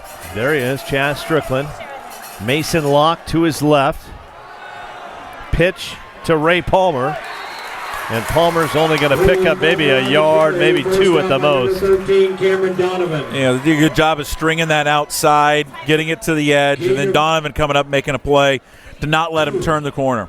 Donovan's had a big night. Yeah, he has. He's made some big plays for Enumclaw.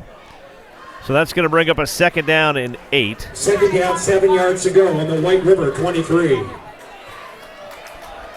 14-14, third quarter, King 5 big game. White River moving from right to left on your screen. White tops, white bottoms. Jason Puckett, Chris Egan. 10-10 to go, third quarter of play. Chaz Strickland under center, hands it off. And that's going to be number 2. We haven't called his name a lot, but he's running hard right there. That's Kobe Poland.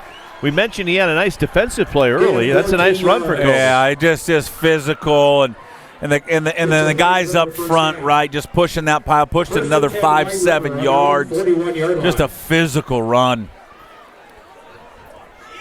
Kobe Poland, great run. White River has not run the ball a whole lot tonight. That's what you need, though. You need to answer it back, whether you get a touchdown out of this or just a drive, move it into Enumclaw's territory, flip the field. Chaz Strickland hands it off. Mason Locke, not much going there. And that's big old Kenias on the tackle. Nick Storham, though, he's the one that really made that initially. Number 64 came in there, stopped him, and allowed the cavalry to come and make that play. Nick Storm storming up there to make the areas. Big old 64. He's got a lot of things on his helmet. That means Nick Storm's done a lot of great things. That's right. My helmet didn't have a lot of stickers on it at PL. Jason. Did you wear a helmet playing tennis? We did not. No, that did not happen? Not a lot. All right, 2nd and 14. I mean, I hit a hard serve, but. Well, you did, yeah. Chaz Strickland. How short were your shorts? I wore shorts back in the day. Chaz Strickland rolling, throwing. Nice little play call here. Oh, breaks one tackle, breaks a second tackle. Chaz Strickland's pass complete to number 2. And that's Kobe Poland becoming a part of the offense here in the second half. I like that. You know, you get the motion going left to right. You look like you're going to throw it to the far right side. You get all the eyeballs moving that direction of the defense, and you come back for a middle screen. It's a great play design by White River. A lot of eye candy going on there. A lot of movement. Speaking of candy, anybody got any candy? Andrew, candy? No one's got candy. When I asked the woman behind me, she got candy. It's Halloween. She's full. The Yeti cup is full. I know that. Well, a lot of Yeti cups here on both sides of the stands. Everybody's got to keep warm. All right, Parker Fry in motion. Handoff. Poland up the middle. And Poland's come out here in the second half with a couple nice runs for White River. Wow, nice little change of pace. He runs hard. shifty.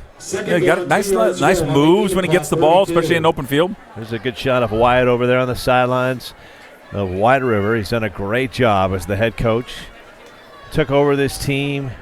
They had one win. Energy was low at White River around the football program, and he has brought just a great positive energy, great approach, hard-working team, 8-0 for the first time in a long time. Now trying to knock off their rivals from Enumclaw. Handoff, and he's going to his bag of tricks and using a lot of different players here. That was Blake Bargel with the carry. A couple of the defensive stars being moved to the offensive side. Well, they're just rotating some backs in here right now. Maybe just giving Enumclaw a different look here. They're going to measure it right now. That's with the stoppage of play. But, yeah, again, a nice drive here because momentum was on, obviously, Enumclaw's side going down. They're scoring so quickly. What White River has done here is a nice sustained drive, taking some time off the clock, wearing Enumclaw down. What it also does is, listen, you're a nice long sustained drive here. You're also keeping Enumclaw's offense off the field, which they've been able to move it pretty fast up and down the field on you. All right, 14-all, 6:52 to play. Third quarter, ball on the 42, 1st and 10. Parker Fry in motion. Handoff to big old Blake. Not much going there. Canais Alva on the tackle. Canais Alva makes the tackle. Gain of about 4 yards. Canais Alva, 6'2", 225. 6 yards to go on the Enumclaw 36. I feel like I'm 6'2", 225, but I don't look like that, Puckett. Yeah, it doesn't look the same on you. You don't carry it like Blake Bartlett does. He carries it just a little differently. Second down and we're most of it for us is in the midsection. And there's going to be some penalties, and they're pointing at each other. There's a flag. You're it. Let's see. You did it. And that's going to be on White River. Yep. 5-yard penalty. We move the ball back to the 41-yard line. Too many penalties, I think, for both teams tonight when the coaches look at the tape after this one. This is going to be one, though. But you know, in that first half when they were up 14-0, they got a couple penalties, and it just kind of snowballed on them. Yeah. See if White River can avoid any more here on this drive. It's a very manageable second down long. Handoff. Blake's got it. Nice tackle right there. That was Kyle Webb. Kyle Webb, middle linebacker. 5 on the Enumclaw 35. Kyle Webb talking to the sidelines. Look at Canais. He's fired up. And here's the deal. I mean, 3rd and 5, you're going to go for this so you can keep it on the ground. There's no reason to want to pass it here if you don't have to. And everybody on their feet at Pete's Pool. Poland back in the game. Big old Hudson on the left side. Oh, boy. And tripped up and great pressure right there. And that's my man. It's my man, Kyle Webb. He's not the biggest player on the field, but he's playing like it right now. Chris, not many middle linebackers are 5'8", $165. He's playing like 285 right now. He came right through there. Yeah, great job there. Probably spent a little extra time in the weight room, Jason Puckett, Kyle Webb. Not only no gain, actually a loss of a yard. 4th down and 6. Everyone in Buckley and Enumclaw is here at Pete's Pool, except the Stotts family. They're watching from home. Here we go, 4th down and 6. 14-all, 2 undefeated teams. 3rd quarter of play. You can feel the stadium shaking a little bit. Chaz Strickland, he's got time, under pressure. He's going to let it go. And that is incomplete. That's going to be Enumclaw football. Great stop there by Enumclaw. Again, we're getting pushed around a little bit there. And then that drive just kind of stalled. And it really stalled when they brought Poland out of the game. Obviously to get a breather, but then the offense, once Poland came out, stalled. Credit Enumclaw. Penalty didn't help. They went from 2nd and 6, very manageable, to a 2nd and 11. And, no team. I love this. I love this Puckett. Big game Gabe had a good shot of Kyle Webb coming off. He's getting high fives from every coach on the sideline, and he deserves it because he set the tone there for Enumclaw on that defensive run. Yeah. Okay. And they're pumping it up here. Once again, thank you to the cheerleading staff that brought hot dogs out. It felt like hot dogs from heaven at T-Mobile Park. It did, and you guys were handing them out to everyone. It's wonderful. All right. Oh, look at this. Keiki. That could have been trouble right there. Yeah, that one, they're lucky they got the handoff because that had a chance to get blown up where now you get a fumble. But then not to have a real significant loss. That could have been 5-6 yards, and it's only 1. Eli Harvey putting some pressure on there for White River. The linebacker group, Gonzalez, Poland, Burbank, Harvey. I feel like when you say Eli Harvey, it's got to be in a southern accent. Eli Harvey. Eli Harvey. Of Harvey and Harvey. From Buckley. Yeah. All right. Oh, and number 3, Palmer Bow. Yeah, great job there by Palmer Boos. He just got up there. That's a hard play. You're trying to throw that quick little screen out, to the flat, but when you got your DN, the 6'3", that's a hard pass to complete. He read it perfectly. One of old Palmer's on the basketball team as well. He's a big boy. That's 6'3", yeah, you would think so. And they've got a great basketball program out there. All right, here we go. 3rd down and 11. Handoff. And Paxton Patterson picked up about 5 to 6 yards on the play, but not enough for a first down. I would imagine the punting unit's coming out for Enumclaw. Yeah, you don't want to go for it here in your own territory like this. Punt the ball away. Your defense is playing good. No heart, no blood there. You can pin him deep. 14 all. Be interesting, though. Ray Palmer back deep for White River. With Ray Palmer back deep, he's got some wiggle, Chris. He gets this ball cleanly. He can do some damage in the open field. Yeah, Ray Palmer, he's got some speed. All right. Punt is up. It's a good one. High into the Enumclaw night. Palmer fields it. Little running room. Shakes a couple tackles, and he's going to be brought down. Great open field tackle there. Cazzaro was down there. Cannon Cazzaro, just a great tackle. Cannon Cazzaro, as well as number 28, Hunter Brown. Hunter Brown, the Cazzaro family. There's like, what did I say, 4 or 5 more? I think the whole team, all the special teams. It's the whole. I mean, the Cazzaros could. I mean, it's got to be a fun Thanksgiving Day football game at the Cazzaro household. Many fights, do you think, in the Cazzaro household between the brothers? Possibly a few. Yeah, just a few? All right, here they come, the White River offensive line. How about that bathroom? They didn't come in on a hog trailer, but they're playing tough tonight, the Hornets from White River. Handoff. It's Blake Bargel. On the carry. Yeah, not much there. Number 20, Kyle Webb, as well as number 67, Joel Youngman, in on the tackle. Webb in there again on the tackle. Doing a nice job there.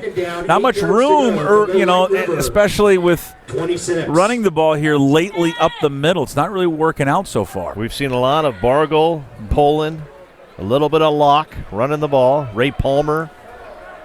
I'm surprised we're not seeing more of Parker Fry, the playmaker for White River, number 1. Came into this game, a lot of touchdowns, a lot of catches. Short throw. Oh, my. Wow. And there is your hit of the night. That's Cannon Cazzaro. My goodness. Penalty flag, maybe just for the hit was too hard, Puckett. They've never seen anything that hard. That's just a solid hit right there. That was beautiful. You know what? I mean, Cazzaro with just a textbook tackle. Credit Mason Locke, though, for at least holding on to the football. I get hit like that, I'm out for a week. I mean, that was a they're not.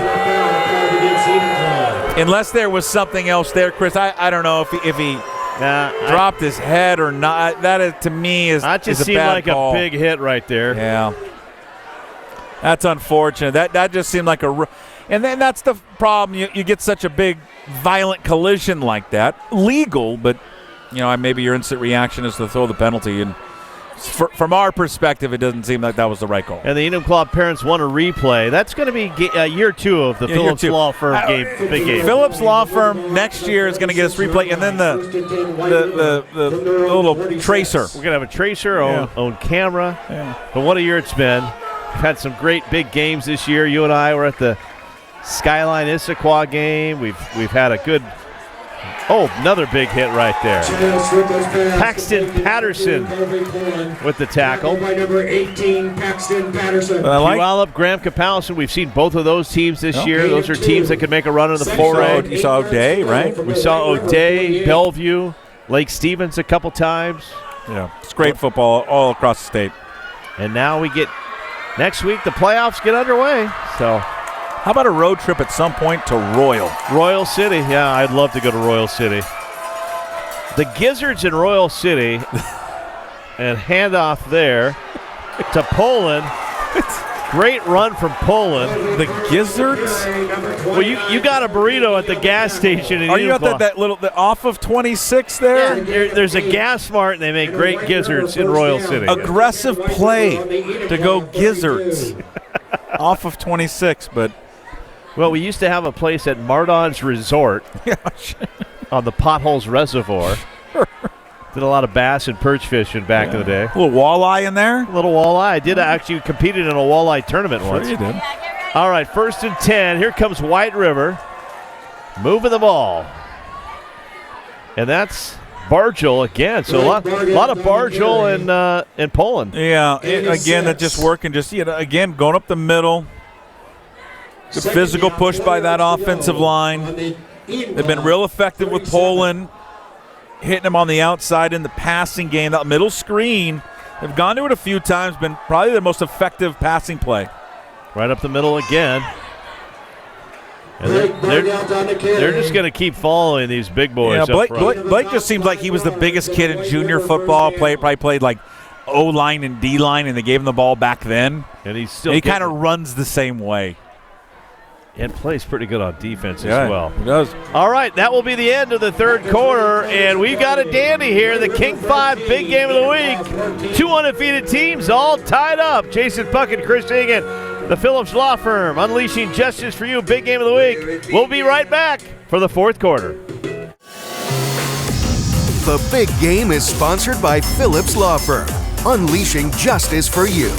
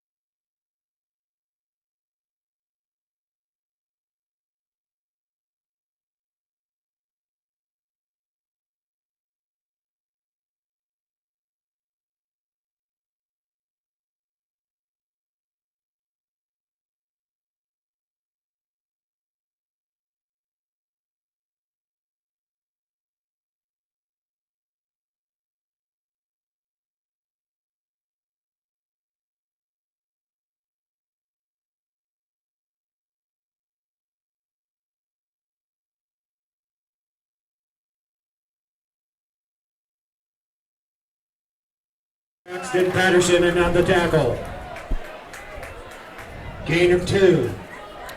Welcome back, everybody. Coming to you from Enumclaw Stadium. King 5 big game of the week. White River 8-0. Enumclaw 8-0.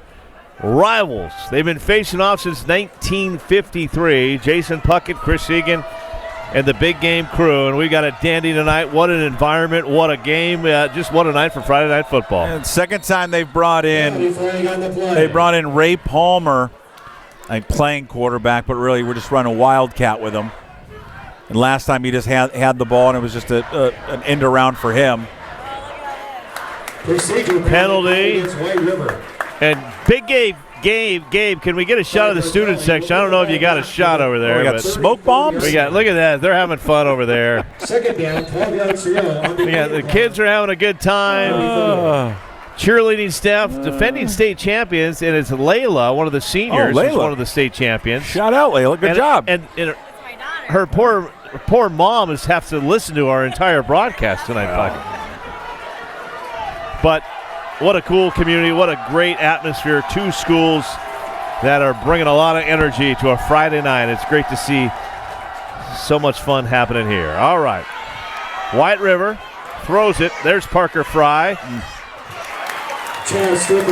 Boy, they tried to bite on the deep pass, but Enumclaw played it perfectly, so then Strickland had to just hit Fry, who was just standing at the line of scrimmage. Great open field tackle out there, by the way. Because that, with Fry's ability to catch that, make one guy miss, all of a sudden he turns 3 yards into 15. Yeah, we've mentioned Parker Fry. He's having a pretty amazing season right now for White River. He is dangerous. So that brings up 3rd down and 8. 14 all. And they've got Ray Palmer under center. He's going to probably run it. And Ray Palmer, nice tackle right there. Cam Donovan and Jason Puckett, you go back to the first quarter. That's the play they scored the touchdown on when they lined up Ray Palmer as the quarterback. Yeah, I like that look because I like Palmer getting the ball in his hands there with the head start. In that last drive, he wasn't on the field all that much, so I don't know if he was banged up at all or they just wanted to give it a different look. The rains are back. And it looks like just rain. I'm not going to say it's an atmospheric river. It's just raining. It's just hard. rain, yeah. Okay. I think the weather folks get a little like it's just rain. Yeah. They want attention. You know who calls it rain? Rich Marriott. Yeah. He calls it rain. Doesn't call it an atmospheric river. It's rain. It's just a good old rain. Yeah, right. All right, here we go. 4th and 4. This is a big one. White River going to go for it. Chaz Strickland motions Parker Fry. Strickland rolling, throwing, complete. That's a first down and some change. And that's Derek Gonzalez with his first catch of the night, and it's a big one. Yeah, I love that play. They've run that 3 or 4 times, and again, it's all the eye candy going to one side to the right side. Fry, they bring him in motion. He brings the defense, all the attention, and then they hit that middle screen, and that has been there for them all night. Well, you're looking probably for Fry. You're looking for Strickland to possibly run, and then Derek Gonzalez, who hadn't had a catch all night, comes through with this biggest catch possibly of the season. That's a well-designed play. First down and 10, 14 all. Handoff to Mason Locke. Couple yards there, not much. Nick Storm number 64, Nick Storm with the tackle. Yeah, this is where I got to see Palmer back in the game. I got to see Palmer get the and he's back in now as they bring him in there. So expect him to get the ball because they took the quarterback Strickland out. At some point, maybe he runs it every time. Do you assume he can throw it? Yeah. Can he throw? And here we go. More than likely a run. 2nd and 8. Palmer now in at quarterback. Strickland out.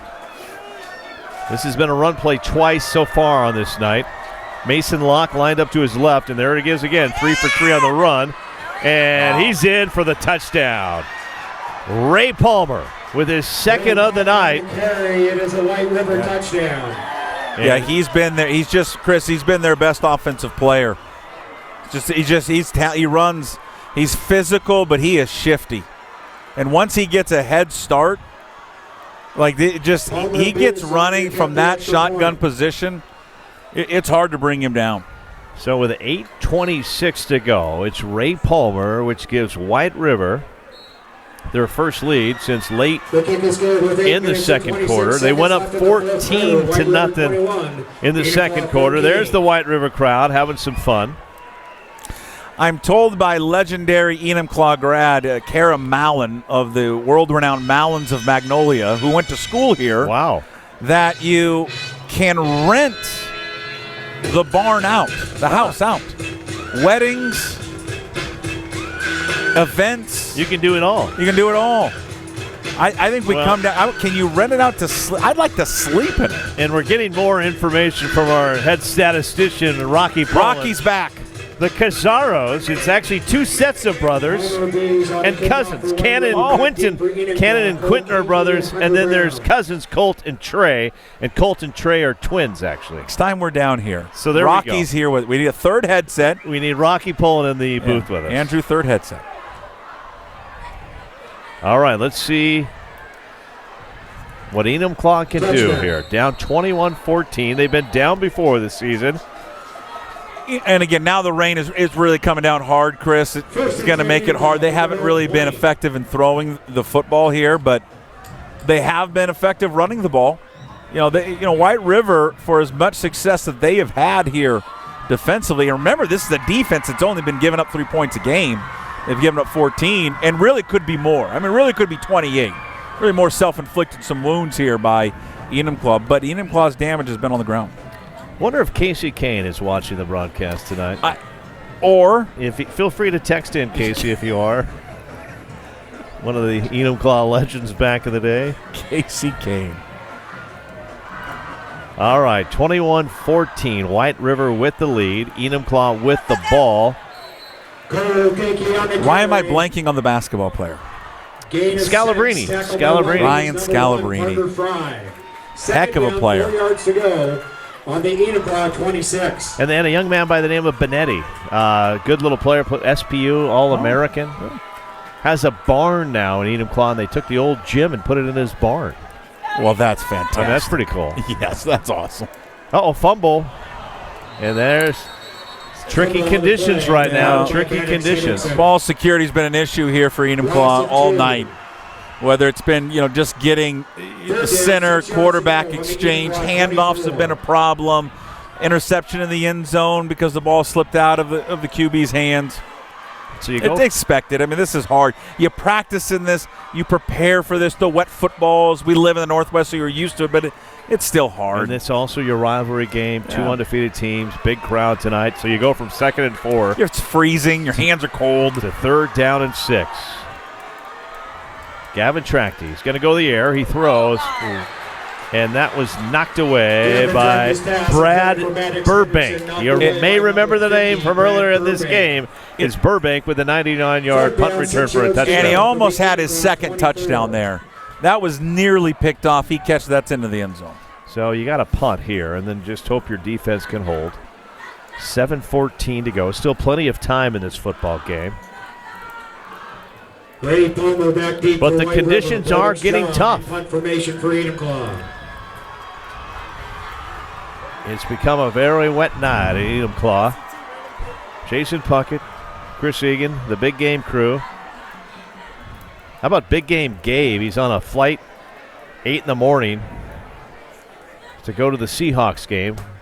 Seattle. Not only is King 5 bring you the only high school games on Friday nights, King 5, Jason, will also be the home of the Seattle Seahawks Sunday night. And we're less than 100 days from... Less than 100 days from the Winter Olympics. Oh, that's right. Well. That's right. Thanks for setting me up there on that one. You guys have it all. Paul Sylvia and crew will be heading to our nation's capital, Commanders Seahawks Sunday night, and then we'll have a And Gabe said at halftime, we were sharing a hot dog together. I mean, not the same, but each had our own hot dogs. And he turned to me and said, "Thank you. It's to work with you and Chris is so much. It's a pleasure because working with Paul it's hard." I doubt Gabe said that, but here we go. 1st and 10. White River has the ball. They have the lead. Let's see how they handle the conditions. Ray Palmer.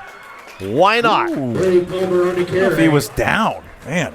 Only a pickup of about 1 yard on that one. But I got to believe you're White River. Give it to the hot hand right now, and that's been Ray Palmer. Yeah, Palmer is just, again, and he's such a weapon for you. I mean, I think really right. I mean, this is the drive, right? White River can go down and punch another score in. To be up to probably that moment insurmountable there for Enumclaw. And for Enumclaw, they got to stop him. And I think right now they're just going to keep this in the hands of Palmer. And this is for Palmer. It's just been the direct snap to him, and let him run. And he's just been running. He hasn't handed it off. He hasn't shown to throw the ball. He's got Blake and Kobe right in front of him. He's going to hand this one off to Kobe. Kobe's got some running room. And Kobe pulling. He's also had a pretty good second half here. Well, right when we said they hadn't done anything different, that they do. You're kind of waiting for you got to have a counter to it, right? You can't just keep running the same play over and over again. 2 yards to go on the White River 41. So this brings up a big 3rd down. You get a stop here. You got to believe White River's going to punt it away. Not mess around with the ball. Well, this has got to be Palmer time again. And he's in the game. I mean, it's... Yep, I would just ISO on Palmer. I'd love to see old Kyle Webb come flying in if you're on Enumclaw. Oh, boy. Wet conditions haunting White River for the first time tonight. Just weren't ready for it, Chris. Palmer wasn't even looking for the snap, and I don't know if he said something, or just the center inadvertently snapped the ball, but it was not expecting it whatsoever. Mason Locke quickly turned around and jumped on the ball. So they go from 3rd down and 2 to 4th and a long way to go. That's 4th down and BLT. That's 4th down all the way to the Bonnie Lake Tavern, where I'd love to take you after this, but could be a late night here in Enumclaw. It's on the way home for you to Ballard. You got to go. You got to everything is on the way home back to Ballard from here, Chris. So there's Apparently, we got a crew watching tonight from the BLT, the Bonnie Lake Tavern. So that's shout out Bonnie Lake Tavern. Yeah.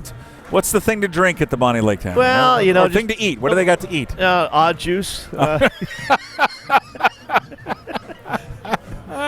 Rainier beer. Oh, well, it's America's beer. 21-14. As you can see, it's not the rain's not letting up here. No, and now with that errant snap, I mean, look where Enumclaw's going to get the ball. I mean, and if I'm great Enumclaw, field position here. I gotta say, handoff Keiki, handoff Patterson. He's deep right now. He's sitting right around the 50-yard line. All right, so it's Keiki back to return. White River forced to punt after the errant snap. Well, that snap was low too. Good punt. And Keiki's going to play it safe right catch here. Michael Keiki at the 43-yard line. 1st and 10, Enumclaw from their own 43. All right, 4:45 to play. Buckle up, batten down the hatches, put a bowl of candy outside and sit down and get ready to go. Because this is going to be a second half. And I haven't heard from the Stotts family yet if they've got king-size Reese's peanut butter bars. I mean, come on, Stotts family. I've heard good things about you. You must have king-size Reese's peanut butter cups. Look at that White River student section there. They are packed to the rafters over there. Yeah, they've been great. No umbrellas. They got the glow sticks going, though. It's just some ponchos from Walmart. Which is on the way home. I'll stop there. 4:45 to go. 1st and 10. The big game at Dandy tonight. Gavin Trachty throws. Oh, my. Ooh. And that's a big hit there from White River. Eli Harvey. Oh. I mean, there have been, Chris, some amazingly big hits in this game tonight. I mean, just some, big hits. Trachty throws it, looking for Keiki, and Eli Harvey, shot out of a cannon, came flying in. Surprised he got up. Landon Kelly, a name we've been saying also over there on that play.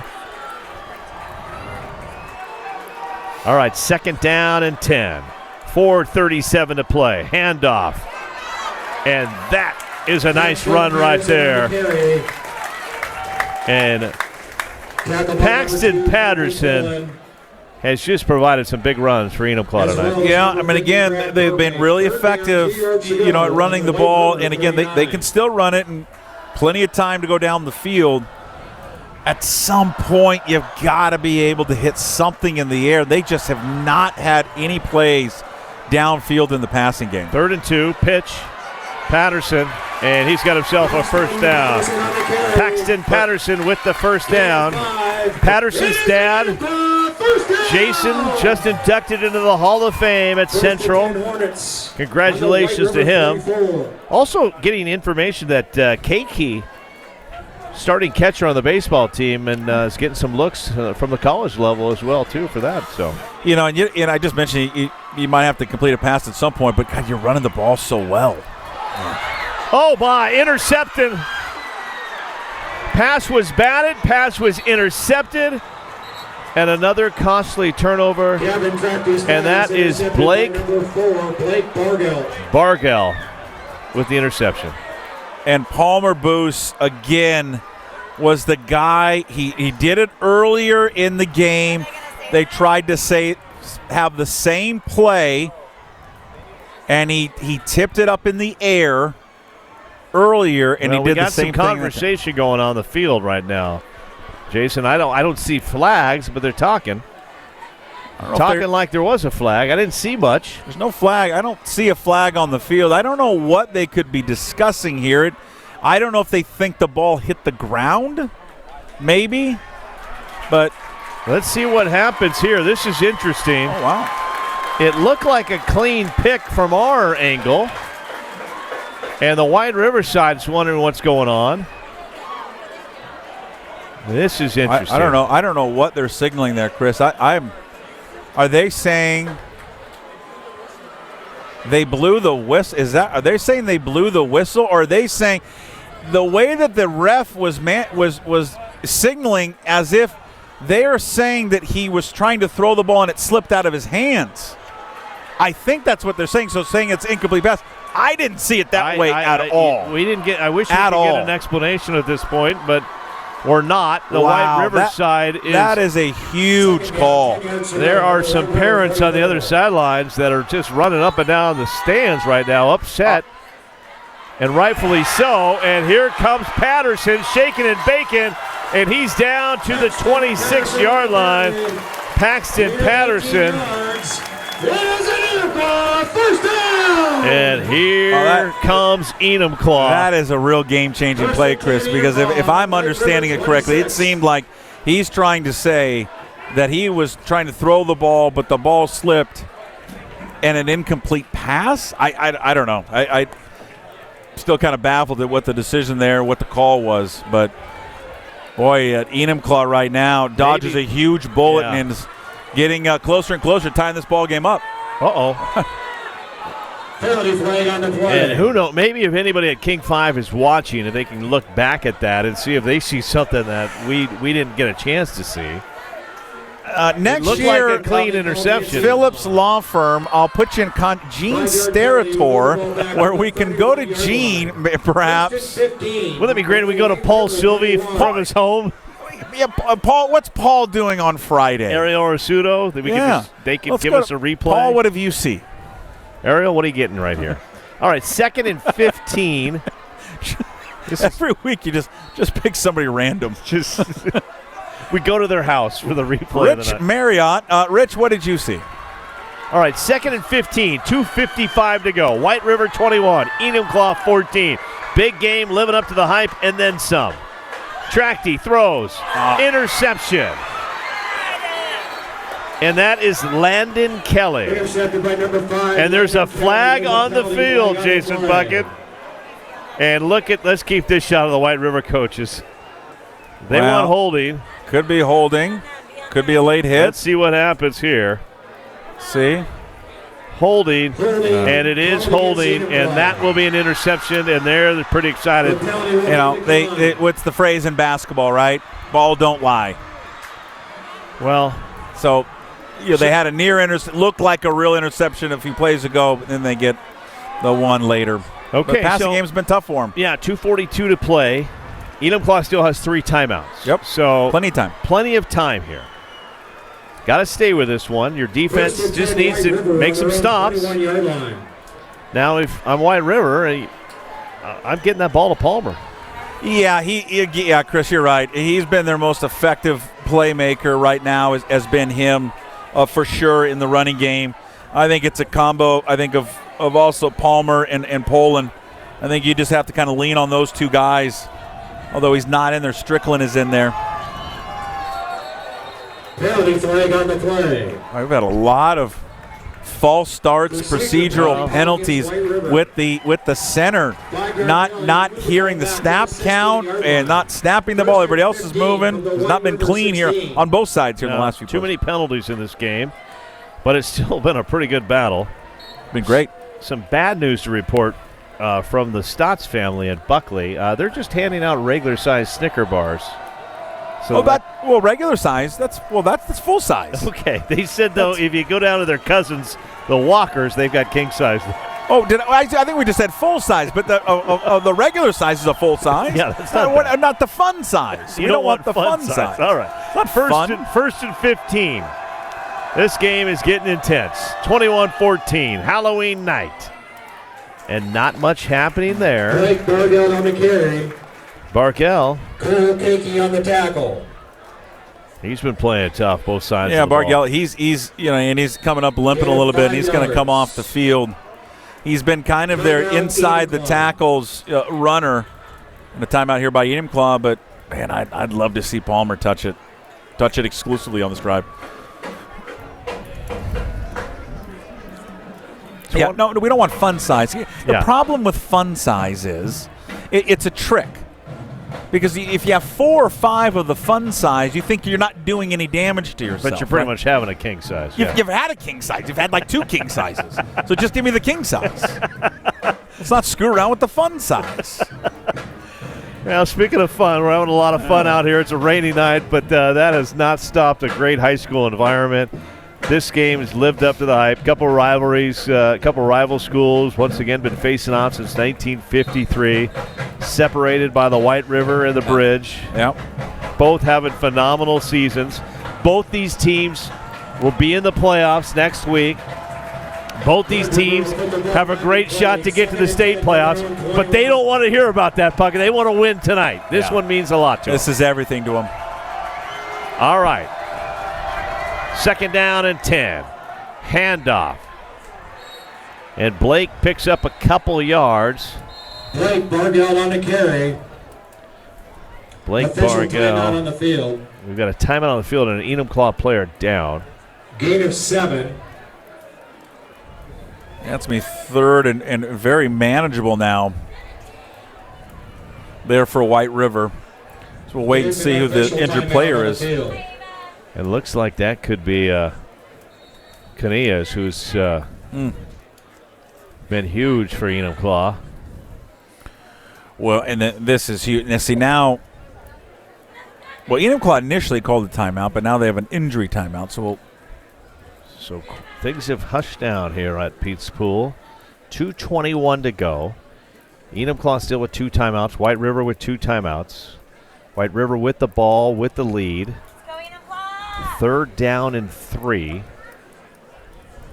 They've had trouble stopping Ray Palmer on those direct snaps. Palmer with 2 touchdowns.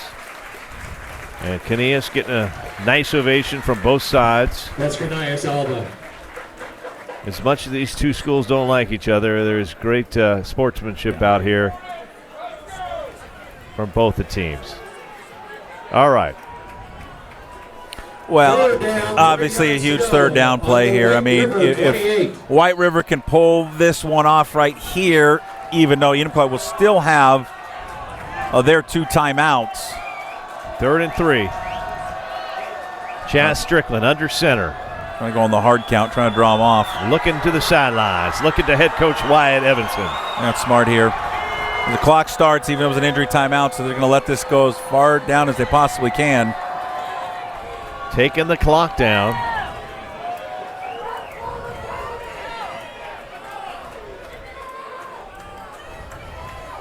The scoreboard does not have the play clock yet. The officials are keeping it. That's what I was looking for. And timeout, White River. They'll take it all the way down to 1 second. Smart. Call it timeout. Smart coaching right there. Yeah. Shrink the game. Too many coaches would have just snapped it there, but that's smart right there. Okay, 3rd down and 3, 1:42 to go. White River takes the timeout, takes the clock down as far as they could take it, down to 1:42. You can make an argument there that Enumclaw, knowing that that's what they were going to do, should have called the timeout. They got 2 because essentially, again, they get a 1st down here. No, technically it's not over. You've got to probably get another 1st down because of the 2 timeouts, but, you let 25, 26 seconds go off the clock.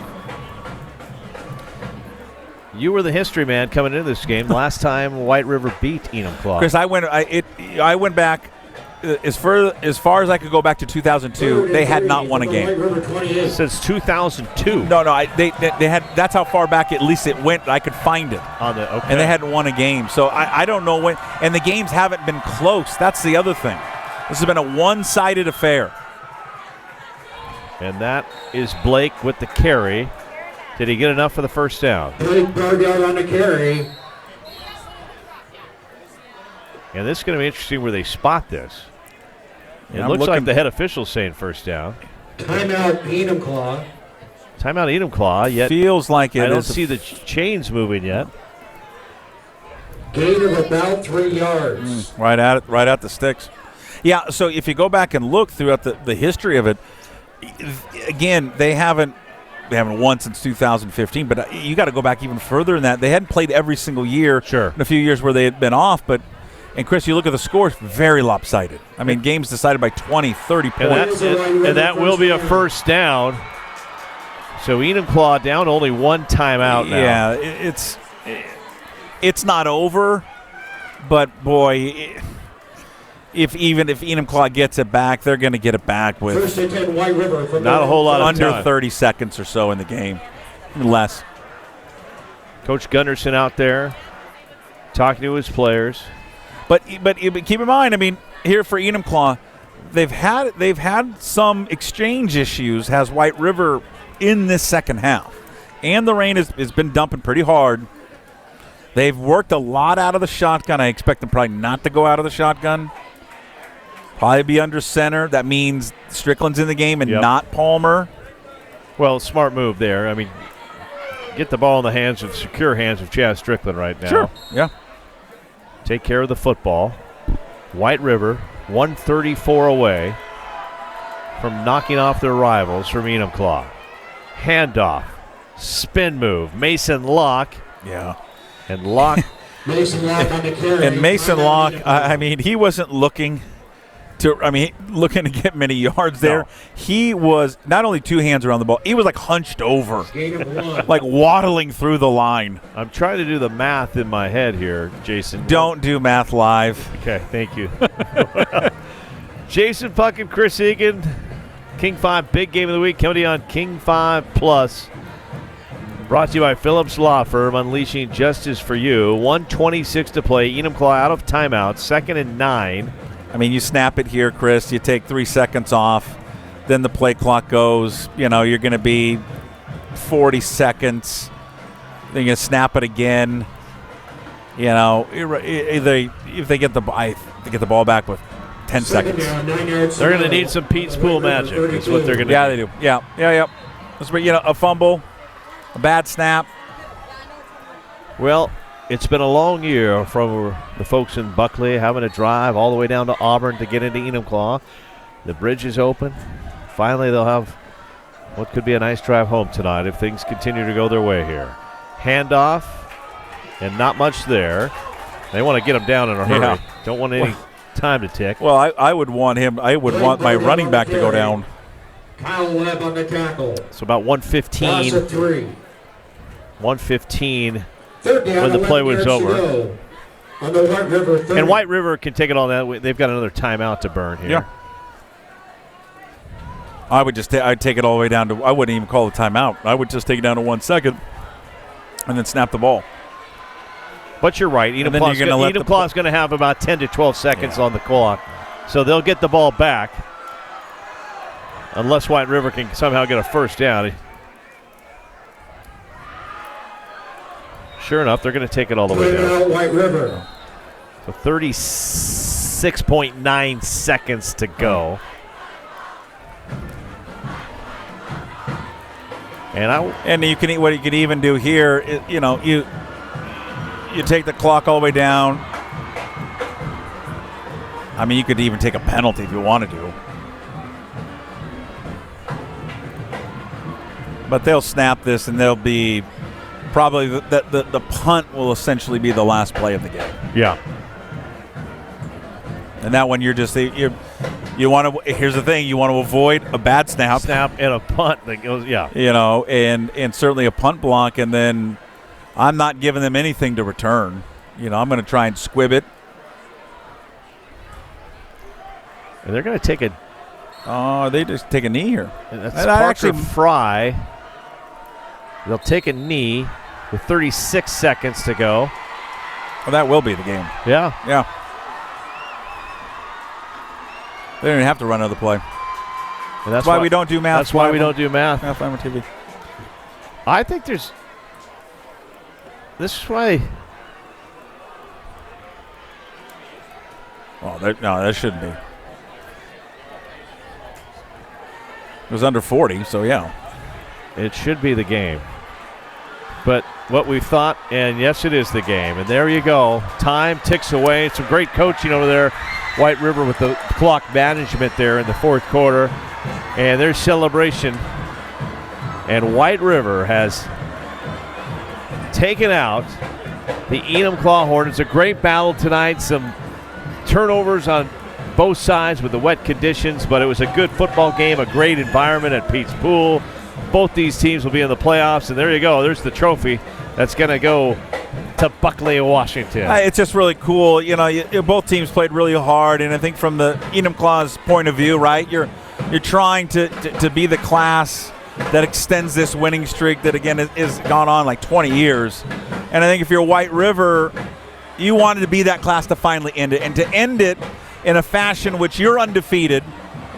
Your rival, you finally beat them in 20-plus years, and you win the conference title, league title. That's just, And it's a league. It's a league with Federal Way, with Decatur. Yeah, so good teams great in win. that league. And there they go. So congratulations on this night to White River. They improved to 9-0. That could be the first time in school history they've been 9-0. Enumclaw, well-coached team. They're not going to be done. They'll be going on to the playoffs, but for Jason Puckett, I'm Chris Egan. Thank you so much for watching the King 5 Big Game of the Week. Get ready. The playoffs begin next week. So it's win and you move on, lose, and your season is over. Thank you so much for watching on this night. White River wins the Battle of the Bridge as they take out Enumclaw 21-14. Good night, everyone.